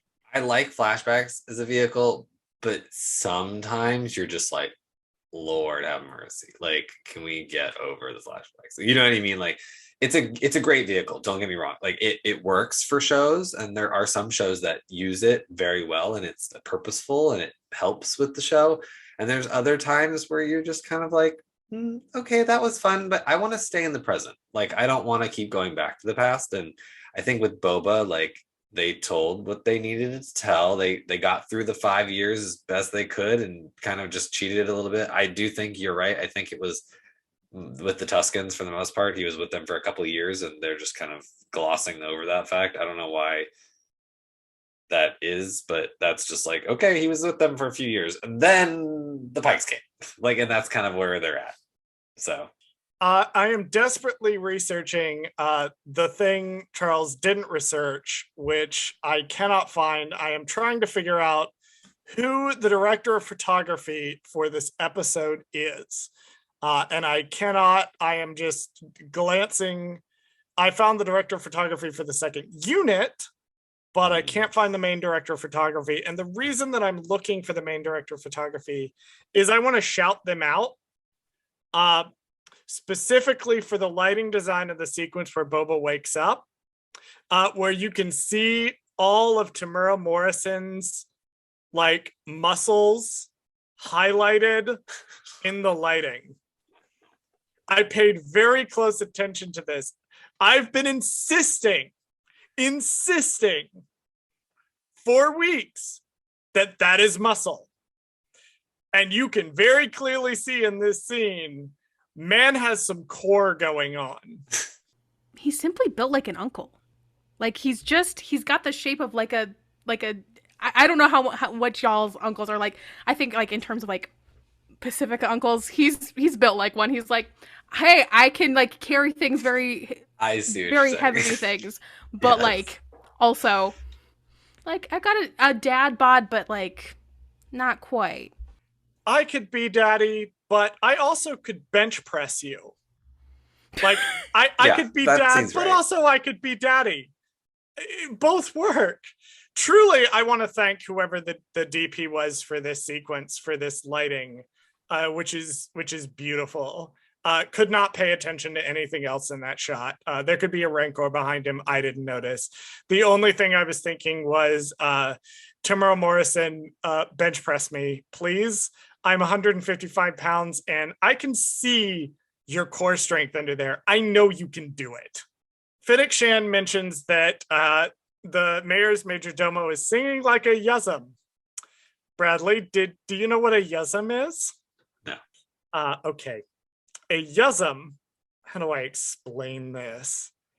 Are you familiar with the Jedi rock sequence in Return of the Jedi? Yes. Wait, are you telling me he's the hairy lead singer of... He's the hairy lead singer is a yuzum. Oh my God. That's hilarious. I wish I would have had him on my bingo card because I would have counted. You should have put Jedi Rocks on your bingo card, Bradley. I put Sice Noodles on there, and Max Rebo, but I didn't put the lead one of the singers of the fucking band. But whatever. Yeah, you missed neat day. You missed that guy. And then you see the inside of his mouth. That was great. Boba says the line, power hates a vacuum, echoing Cobb Vanth. Cobb Vanth shows up in the show when? Maybe next episode. Maybe next episode. This is already the Book of Daddy. So, like, it makes sense. Put them all in there. There's another one coming. Show is specifically designed to feed me everything I want. Daddies and girl bosses. That's all this show is. I also feel like it would be a missed opportunity if we didn't get to hear Cobb Vanth be like, "Hey, it looks better on you." You know what I mean? Like, kind of thing. Like, I feel like that's like a line that's just like meant to happen, because as far as we know, Boba never knows that Cobb has his armor at any point in time, right? Like, he only knows that Mando has it at some point. So I want him to be like, "That looks familiar," like, or something. You know what I mean? Like, he needs to see it. Hold on. If fucking they have a fucking Finn Poe moment where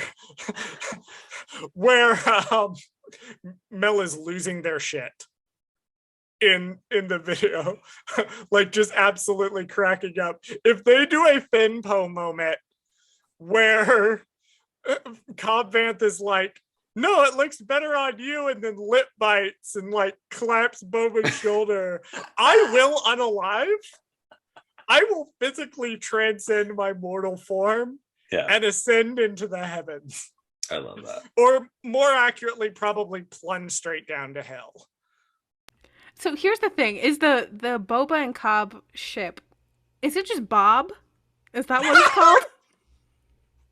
I mean, yeah, I guess so. Book of Bob. Book of Bob. The Book of Bob. Oh. Cobb and Boba, yeah. I guess. Because I know Din Cobb is a very popular ship. Also a canon one. But I had not considered Boba and Cobb. I'm just thinking. I'm thinking It's thoughts Bob. inside my brain. Bob. It's Bob. Bob like Storm it. Pilot parallels. Truly. Bob is the new Storm Pilot. In that it also won't happen and will be homophobic. Garsa Flip, absolute queen. Yes. She was absent from episode 3. Episode 3 was bad because Garsa Flip and specifically Max Rebo were not in it. That is what made episode 3 bad. She's just absolute queen. When she's talking to Black Chrysanthemum, she actually does reference his comic background. And she references his, I think it's knuckle dusters. So in the show, it's implied she's talking about like the brass knuckles on his hands. But again, Alex Damon, Star Wars Explained, pointed out she could be referring to the surgical implants in his hands that are supposed to make him punch harder. Interesting. Y'all gotta read the comics. They're most of them are on Marvel Unlimited, and I think Comixology as well. Damn. There's some wild shit going on. Black Chrysanthemum. I also like that she called him Santo. I thought that was funny. I did love that. She knows who you imagine she probably knows who all the high rollers are in town. Right. She knows everybody.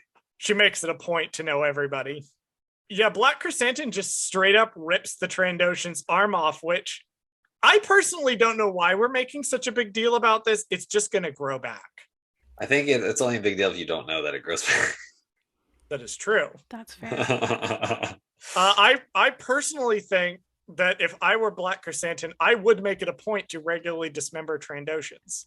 Yeah, it's like, because they're going to grow back, so you're like, oh, whatever. You know they're going to grow back, and also they do deserve it. And yeah, they do hunter people for sport. They do hunter people for sport. And if they don't have limbs, they can't hunter people for sport. Right. It's true. I also just enjoyed the cinematic parallels to Light of the Jedi with Skier. I noticed that too. I my noticed that gosh. too when the arm comes back, because it's clearly supposed to be a parallel to A New Hope. Mhm. But I Right. have High Republic brain rot, and Bradley knows what we're talking about now.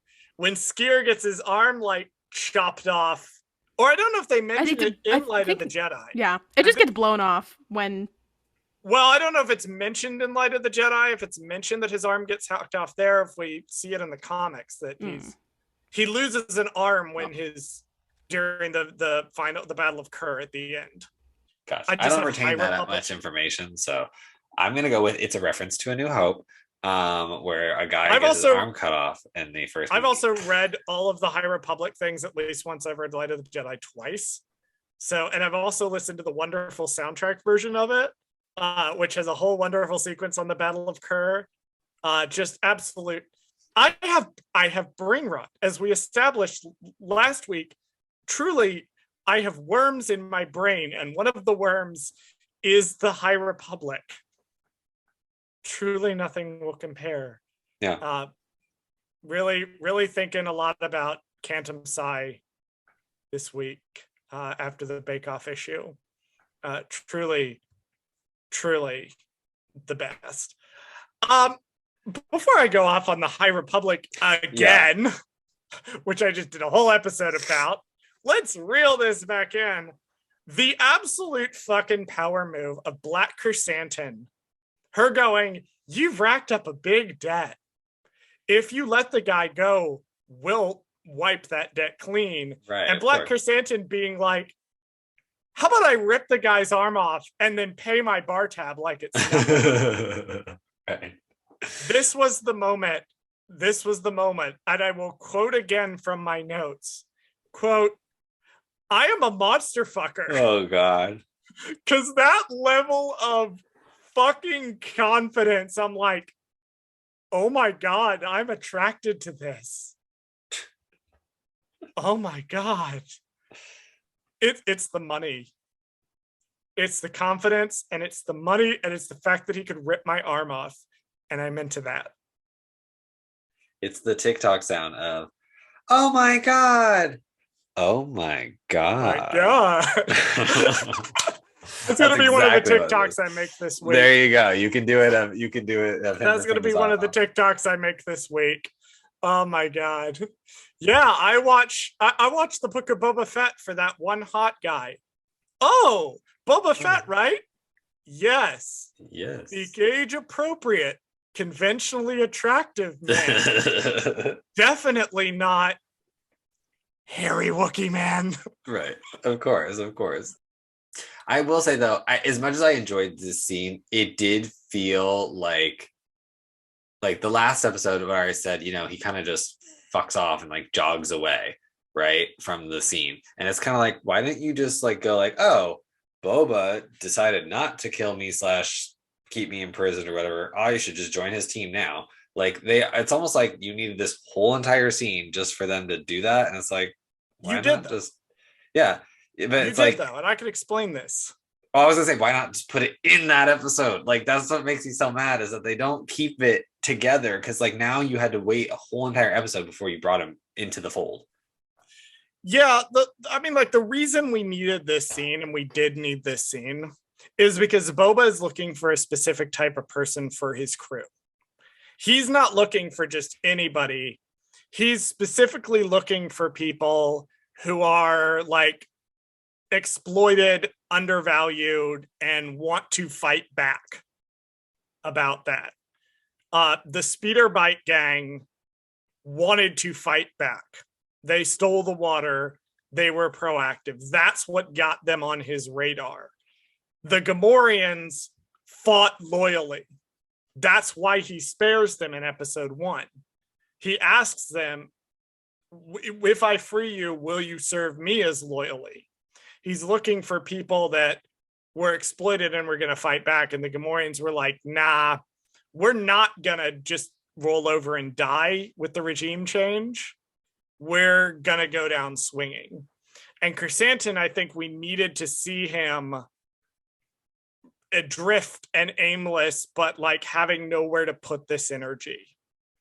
And when Boba sees that, he's like, I can put that energy to use. Also, he's standing again in the dinner scene. So we'll get to the dinner scene in a second. But I think that's the importance of this sequence, is that you kind of Boba needed to see that before he was like, okay, Chrysanthemum, maybe you can be one of my people.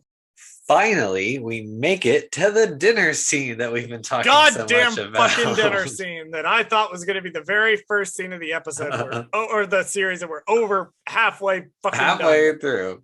Get to where Boba asked the local vassals to join him against the threat of the Pikes. Boba must prepare for war, but not before we hear a familiar tune when Fennec reminds him she knows where to look for some muscle. Yeah, the fucking dinner party scene has finally happened. Okay, so I love like when we used to talk about this, like a Mandalorian, we would say like, oh, the trailer is the first 3 episodes, right? And in Boba's case, it's the first 4 episodes because what the fuck? This dinner scene was all over the trailer. This was a lie that they told us when they were like, oh, it all is in the first half of the first episode because of surprises. And I'm like, come on, guys. You knew. And what's that funny is this could have easily been in the first episode when they're bringing tributes or whatever, right? Like that could have been this could have been the same fucking scene. You could have just been like, oh, some of them are here to give me tributes, and then some of them just want to have dinner with me, and I can tell them like, hey, I'm the new boss in town. Like, but it's just wild how they stretched it out this far. Our buddy Phil Lamar, the Pike leader / Bail Organa in Clone Wars / some other voices, he is back. He's playing the Klatooinian boss. So I thought that was neat. Robert Rodriguez, again, voicing Doc Strassi. Robert Rodriguez, determined to be a voice in every episode. You will not be D. Bradley Baker, Robert. I'm sorry. Honestly, though, I have to give him props because, like, if I was ever an executive producer on a show like this, I would also insert myself into every single episode in some way, just so I could be like, well, I was in every episode, technically. So, I mean, 100%. If I were involved in a Star Wars series, which, hey, Lucasfilm, I have a degree in screenwriting and I live in Los Angeles. You can hire me. I didn't want to write in the studio system, but I'm not opposed to it for a boatload of money and also Star Wars. For Star Wars, yeah. Yeah, I thought it was cool that Phil Lamar made another appearance as the Klatooinian. I also like that we saw a Klatooinian. In visual media, we've seen a Klatooinian? We've seen them before, but mostly as like guards and stuff. Okay. I was like, this little guy, I don't feel like I've seen him before, and so it was exciting. I thought we had a new alien species, but we usually see him as like guards and stuff. They're in Return of the Jedi, I think. They're like some of Jabba's guards. We've seen him, but never one to this degree of prominence before. And I think that's neat. They're mentioned in the High Republic. I forget where. That's where I know them from because, again, I have brain rot. I am legitimately traumatized by the Fallen Star and cannot think of anything else except the fact that I now have to live through this 2 more times. I also don't really know, like, I know the name Klatooinian, but like I don't remember seeing them in the visual media anywhere. So that's why, like, on this one, I'm like, oh, those are like the dog people or something. They look like dogs to me. And then I'm like, I don't remember seeing them in anything else. So I'm assuming they've been in Clone Wars and all that other stuff, but it's just like I don't remember. They've been around. They're pretty rare though. Speaking of dogs and pets, the Rancor being there. This is there. He shows up at exactly the opportune moment. And Boba's like, nah, he's just hungry. He's just a little guy. He's just a little guy. I do like how he feeds him table scraps. Which again, a thing Jabba would never do. Right. Jabba wanted to keep his Rancor hungry. Boba wants to keep his Rancor happy. There is a difference. Mm-hmm. I love that. I love that for him. Also loved how the rat catcher, he left the rat catcher alive. Fully did not know that. I did not know that either. Yeah, there's a little shot where you can see the rat catcher running along under the table. Oh, shit. I did not notice that at all. That. Oof, right over my head. I did not notice that. I gotta go back and watch it now. Yeah, he kept the rat catcher alive. Yeah, he's the droids that are around in the palace, Boba's just like vibing with. I like that he like chose the most fucked up little guys to keep around. Like it's him, the Matt Berry protocol droid, and then like I'm trying to think who else does he have just laying around. Just like the weird guys. I feel I like think it's those are the only ones we've seen thus far. yeah. I just think that's fun that he's like, you guys. I don't want a regular protocol droid. I want a fucked up one. I want a protocol droid that tortures people. Right. Well, now I'm kind of hoping the other one will show back up again because like they already have the puppet, you know. So it's like he didn't really like damage it too badly. I'm assuming in this one because like Fennic, right? Because like Fennic cut off the head of the other one, but he just kind of knocked the other one down, right? The one from Return of the Jedi. So it's like yeah, the EV. I kind of want him to come back. I do have a note here that I love how Boba's surrounding himself with cool people because when we think about how empty the palace was, and I said, I think it's important we open with multiple shots of the palace empty to highlight how alone Boba is. Mm-hmm. And by episode 4, he's already surrounding himself with a gang of cool people. He's got Fennec, he's got the 2 Gamorreans flanking him on either side. He's got Black Chrysanthemum standing at the door. His Rancor is down underneath it. We know the mods are around. They mention them in the episode, but they're not physically here. He's already surrounded himself with just like a gang of really awesome people right off the bat. And I think that's really cool. I like how Boba, like when they say what's stopping us from just killing you and not bothering with the Pikes. And the obvious answer is, well, the Pikes are coming after you next. Right. I like that Boba doesn't go that route. He goes a different route. And then later on is like, oh no, I figured they'd already know that. Mm. I did like that. Little detail. He does mention making the streets of Tatooine safe again, to which my question is, when the fuck were they safe, Boba? When were they safe exactly? Because I watched The Phantom Menace, babe. Yeah, I was like, doesn't really track. There was a street fight that broke out in Phantom Menace, and slaves are getting blown up. And like, when were they safe? Safe for the crime bosses, maybe. Yeah. Safe for those, but definitely not safe, Boba. You know, I'm kind of surprised that, we haven't seen in this show yet is, what? We are in Mos Espa. So it's like, why have we not seen 1, Watto? And then 2, why have we not seen pod racing? Watto's dead, probably. We don't know how long they live. That's true. We also looked kind of old and grody in Phantom Menace. So maybe he's really old and grody in this. Like, that'd be hilarious if he was like, he's like barely, he can't even fly anymore, like, because he's so old. Like, he's just like, and he's still trying to make deals and stuff. Okay, I'll level with you. That actually would be very funny. I want to see that. That'd be fucking hilarious. And then also, yeah, pod racing. Like, why don't we have pod racing? Like, they're in Mos Espa, right? Yeah. I guarantee you we're gonna see that arena at some point this show.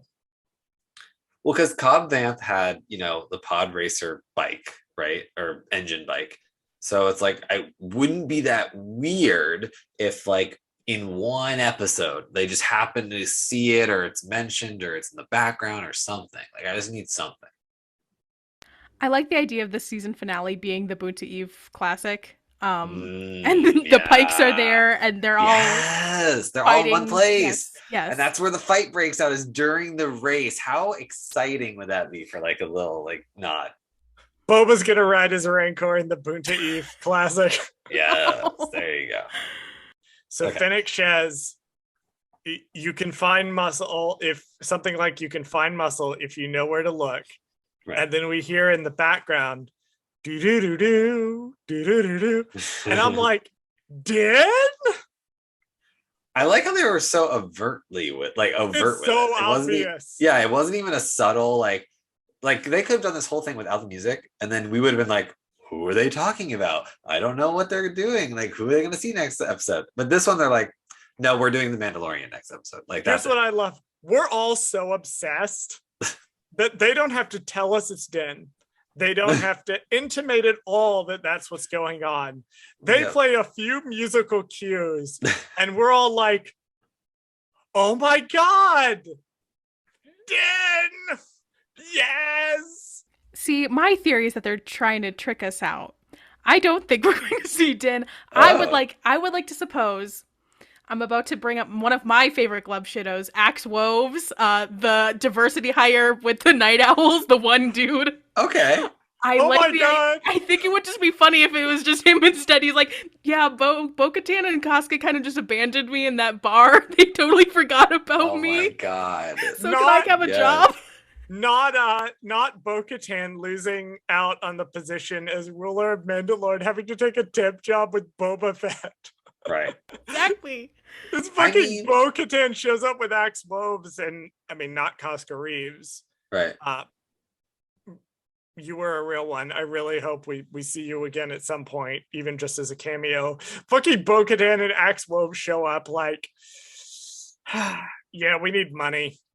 Bo-Katan's like, hey, I'm so sorry about being kind of a shitbag to you. Could I have a job? Sorry. I was super racist to you. I was like, ooh, I was really anti-clone. I'm sorry about that.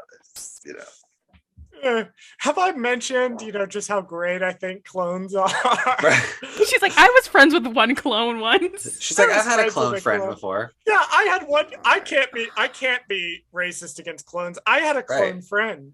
Right. Can you give me his name? It was a captain. His designation number. I'm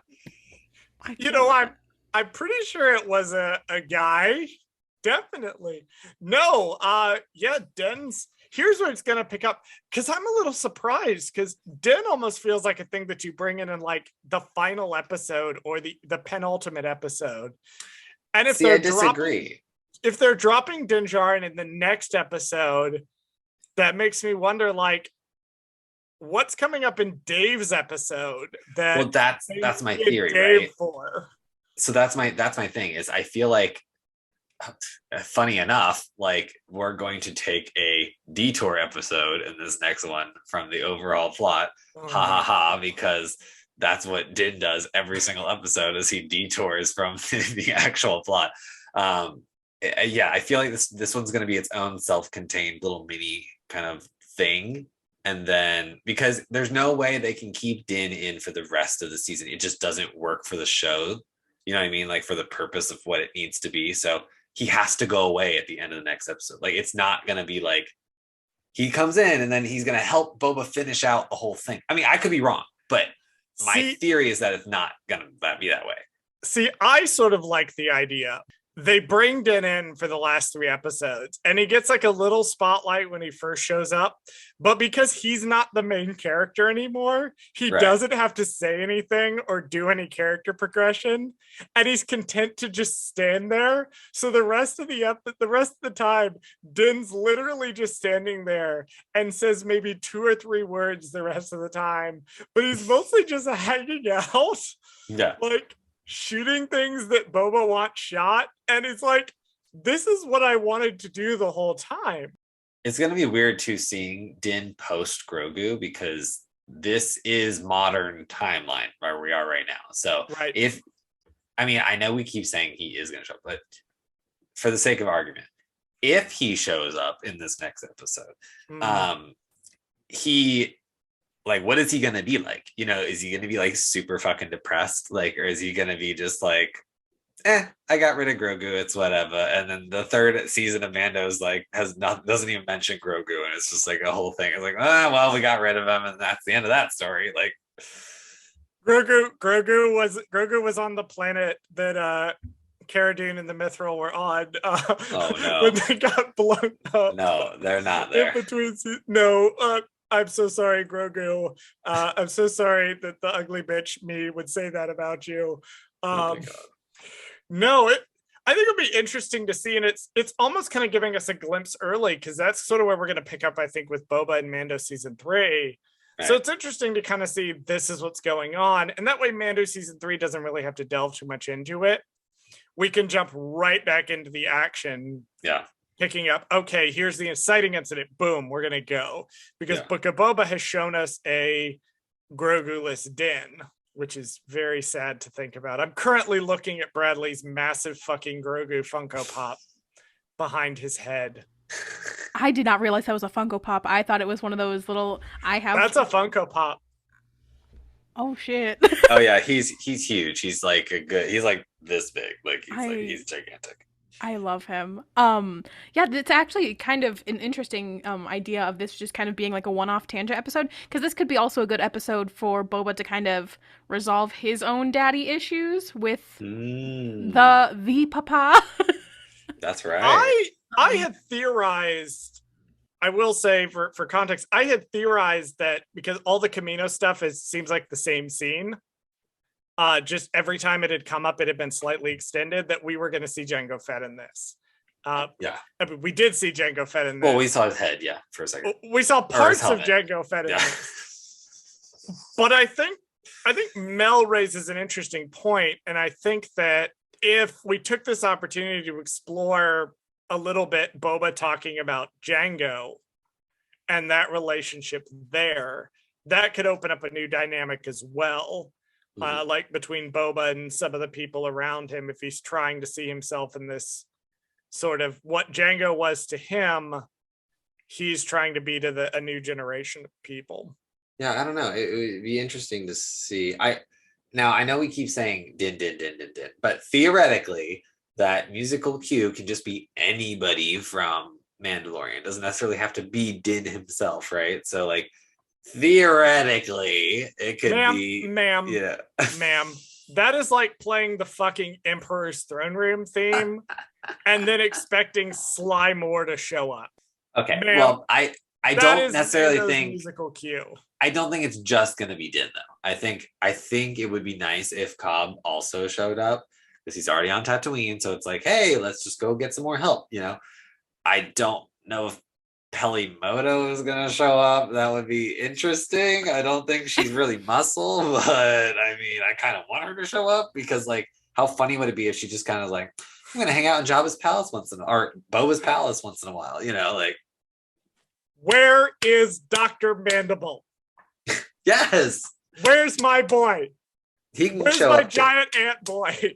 I like the idea of the like Avengers Endgame type moment where every character from The Mandalorian is like, "Hey, what's up?" I that was also something I had kind of mulled over in my brain. I was like, wouldn't it be funny if they were like talking about like, oh, like if you have money, you can hire someone, and they like get Grief Karga to like contract a bunch of people, and so he's just like, "Hey guys, it's me, Grief Karga." Like, what's up? And just I don't know. I think a fake out is not entirely impossible, but I know people will be pissed if it's a fake out. Oh my god, that's what I'm scared about. Like, is that sound is so overtly like obvious. Like, I feel like if they bring in Din, then it's like, oh, like that makes sense. But then if they don't bring in Din and they bring in fucking, I don't know, the heavy infantry trooper from the first episode of Mando or whatever, the people are gonna be like, Vizsla. Yeah, they're gonna be like, what did you? Although, if it is a fake out with Din, that would suck. But it could be interesting to see the rest of the Mando covert show up with Din. I don't know, like maybe that's what he went back to, or maybe he went back to go find them. That would really be so depressing. Right, we don't know. So like depressing. Maybe he backtracks because he lost Grogu, so he goes, "Oh, I'm gonna go find the covert and just go fucking hang out with." I'm going back to I spent all season being deprogrammed from the cult, and now I'm going back to the cult. That would be an interesting plot. Tragic. Yeah, that is absolutely tragic. Oh my god. Also, how do I know Paz Vizsla's name but not how to parallel park? It starts with "your" and "gay." That tracks. The last thing I want to bring up before we get into who directed this episode and who wrote this episode. Remember I mentioned all the way at the top that I thought it was interesting that the Jabba's palace mapped to the one from Battlefront 2. Well, in the concept art for the episode, we can actually see the Slave One leaving the hangar, and the hangar is actually on the building. It's halfway up the building. And I feel like that's more indication, because we've talked a little bit about, is this real concept art that they actually did as concept art, or did they just illustrate it as scenes later on, like Ralph McQuarrie did with the Jabba painting from episode 3 that they run into? I think this lends credence to it being actual concept art that they've just digitized. Because if it were from the conception stage, if it were intended to be like the one from Battlefront 2, you'd think they would have shown that to the concept artist. But it's halfway up. I just thought that was interesting.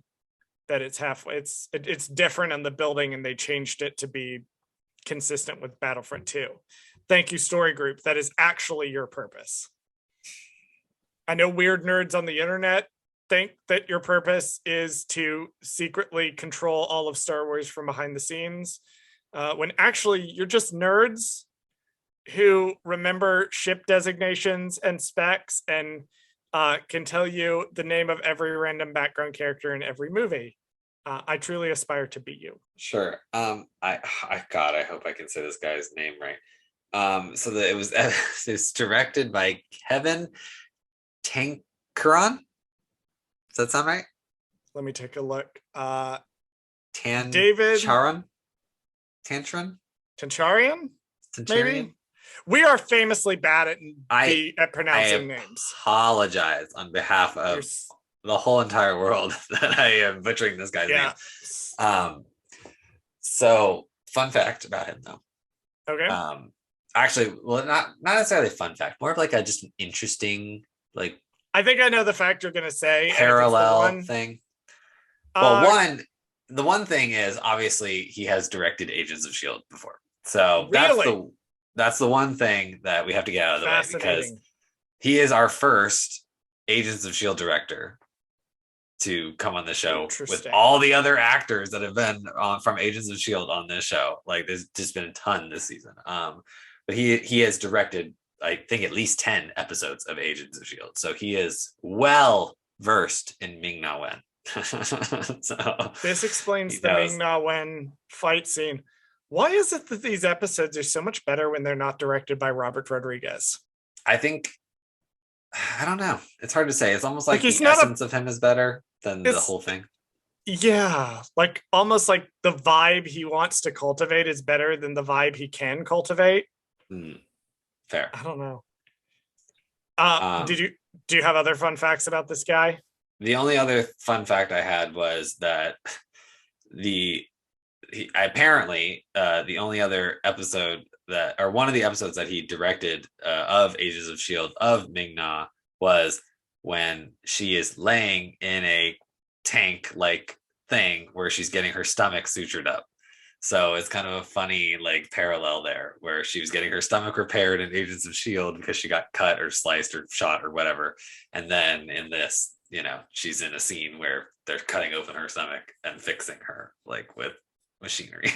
And who wrote this episode? Oh, Jon Favreau. Jon Favreau has the written by credit. So I'm assuming he's written the whole thing, because at this point he's written every single episode. So well, I need to double check that, because I'm looking at the IMDb page now, and on the writing credits, and I need to check the credits. Jon Favreau is credited as the written by, but someone named Noah Clore has a credit for staff writer. So I need to go back and check all our other episodes, because we've just been going by what's in the credits. Right. But I feel like he may have had help with these individual episodes. Well, that would make sense, right? Like, I'm assuming he wrote like the basis of the episode, right? Like, he might not have written the specifics. Like, I'm assuming it was more so like, here are the major beats and stuff, and I'm going to write it. But then he has his team. I'm assuming there's probably a writer's room or a team that are filling in the blanks, essentially, right? Right. Okay. Yeah, I'm looking at this. Noah Clore guy is apparently a staff writer, according to IMDb, which, thank you, Pablo Hidalgo, is not always 100% accurate. Right. Created by Jon Favreau, written by Jon Favreau for 7 episodes. IMDb says Noah Clore is a staff writer on 7 episodes, and Dave Filoni wrote 1. So presumably episode 6. The next one. Or 6. Right. Episode 6. One would assume that's the one Ahsoka shows up in. For no reason. She's just in this show. She's like, "Where is Grand Admiral Thrawn?" And Boba's like, "I don't. Who? Who are you talking about?" Or Grand Admiral Thrawn shows up. It's like, where is Ahsoka Tano? Oh my God, stop. I'm Don't watching The Witcher right now, and every time Lars Mikkelsen shows up, I'm like, Thrawn? I just watched through Rebels with my boyfriend, who he's reading Thrawn, and now Bradley is reading Thrawn at the same time, and there's so much Thrawn. I need to go dig out my Thrawn minifigure. I would badly like to know how the writing for this show went. That is my point of curiosity. All right. Mel, do you want to give your final thoughts on this episode first? Overall, episode 4, what did we think? I think I enjoyed this one much more than I did episode 3. Obviously, that was truly a new low for Star Wars for me. So it's only up from here. I really enjoyed getting to just get more Fennic and Boba as a duo. I think that Ming-Na Wen and Tamara Morrison have just amazing chemistry. And so it just really brought it together in a way that it's felt a little rocky, and now I'm like, okay, I think that there's a clear path.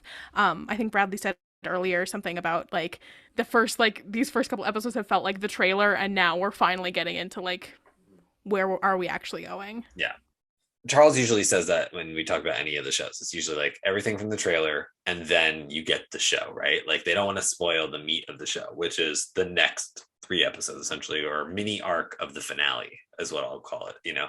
I mean, the last 2 are going to be the true finale, but because I do believe this next one kind of is going to be half-ish a standalone. We'll see. It just all depends on how they handle Din coming in, not being the star of his own show. So it's going to be interesting to see how that works. But I overall, I thought this was a great, fun episode, and I'm excited that his team is slowly adding all these misfits, that are great, because I love Black K, and the more Black K we get, the better, because that's one of the craziest things I've ever seen in Star Wars so far. Is just having this character. I don't know why, he's just so compelling to me, and I just want to see way more of him. But I'm working Bradley on the books. Give me time. I will get him the comics. He will see. Sorry, please continue. But this show is making me appreciate Fennec more, and this essentially this episode was, here's how they got together, how did they team up, and honestly I think we need a Fennic Shand show. I genuinely want a show with just her. I think she's interesting enough to not be a supporting character. I need her to be a main character. I think it's time. All right. My final thoughts are to paraphrase myself on Twitter that I tweeted out after watching this episode. It cleared the bar that was episode 3, but the bar was on the fucking floor. It's not an achievement to say it cleared the bar, but it definitely was a step up. I left it feeling like, okay, talking about the show in the future is going to be complicated, but it's not a bad show.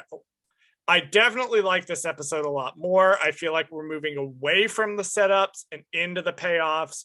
We're getting a much clearer direction of where it's going, and I like that. I like the motley crew that's being assembled. I like that a lot of the main characters aren't just one and done. We're seeing Garsa Flip. We're seeing Black Chrysanthemum. We're seeing 8D8 again. It really feels like it's coming into its own as a cast of characters in a world. It's building its own little pocket world in Star Wars. And I think that's awesome. Really enjoying it. Feel like we could have spent more time in the flashbacks overall, but I am sort of glad the flashbacks are over, just so we can see where the rest of the show is going. I'm with everybody else. Fennic Shand, please step on me.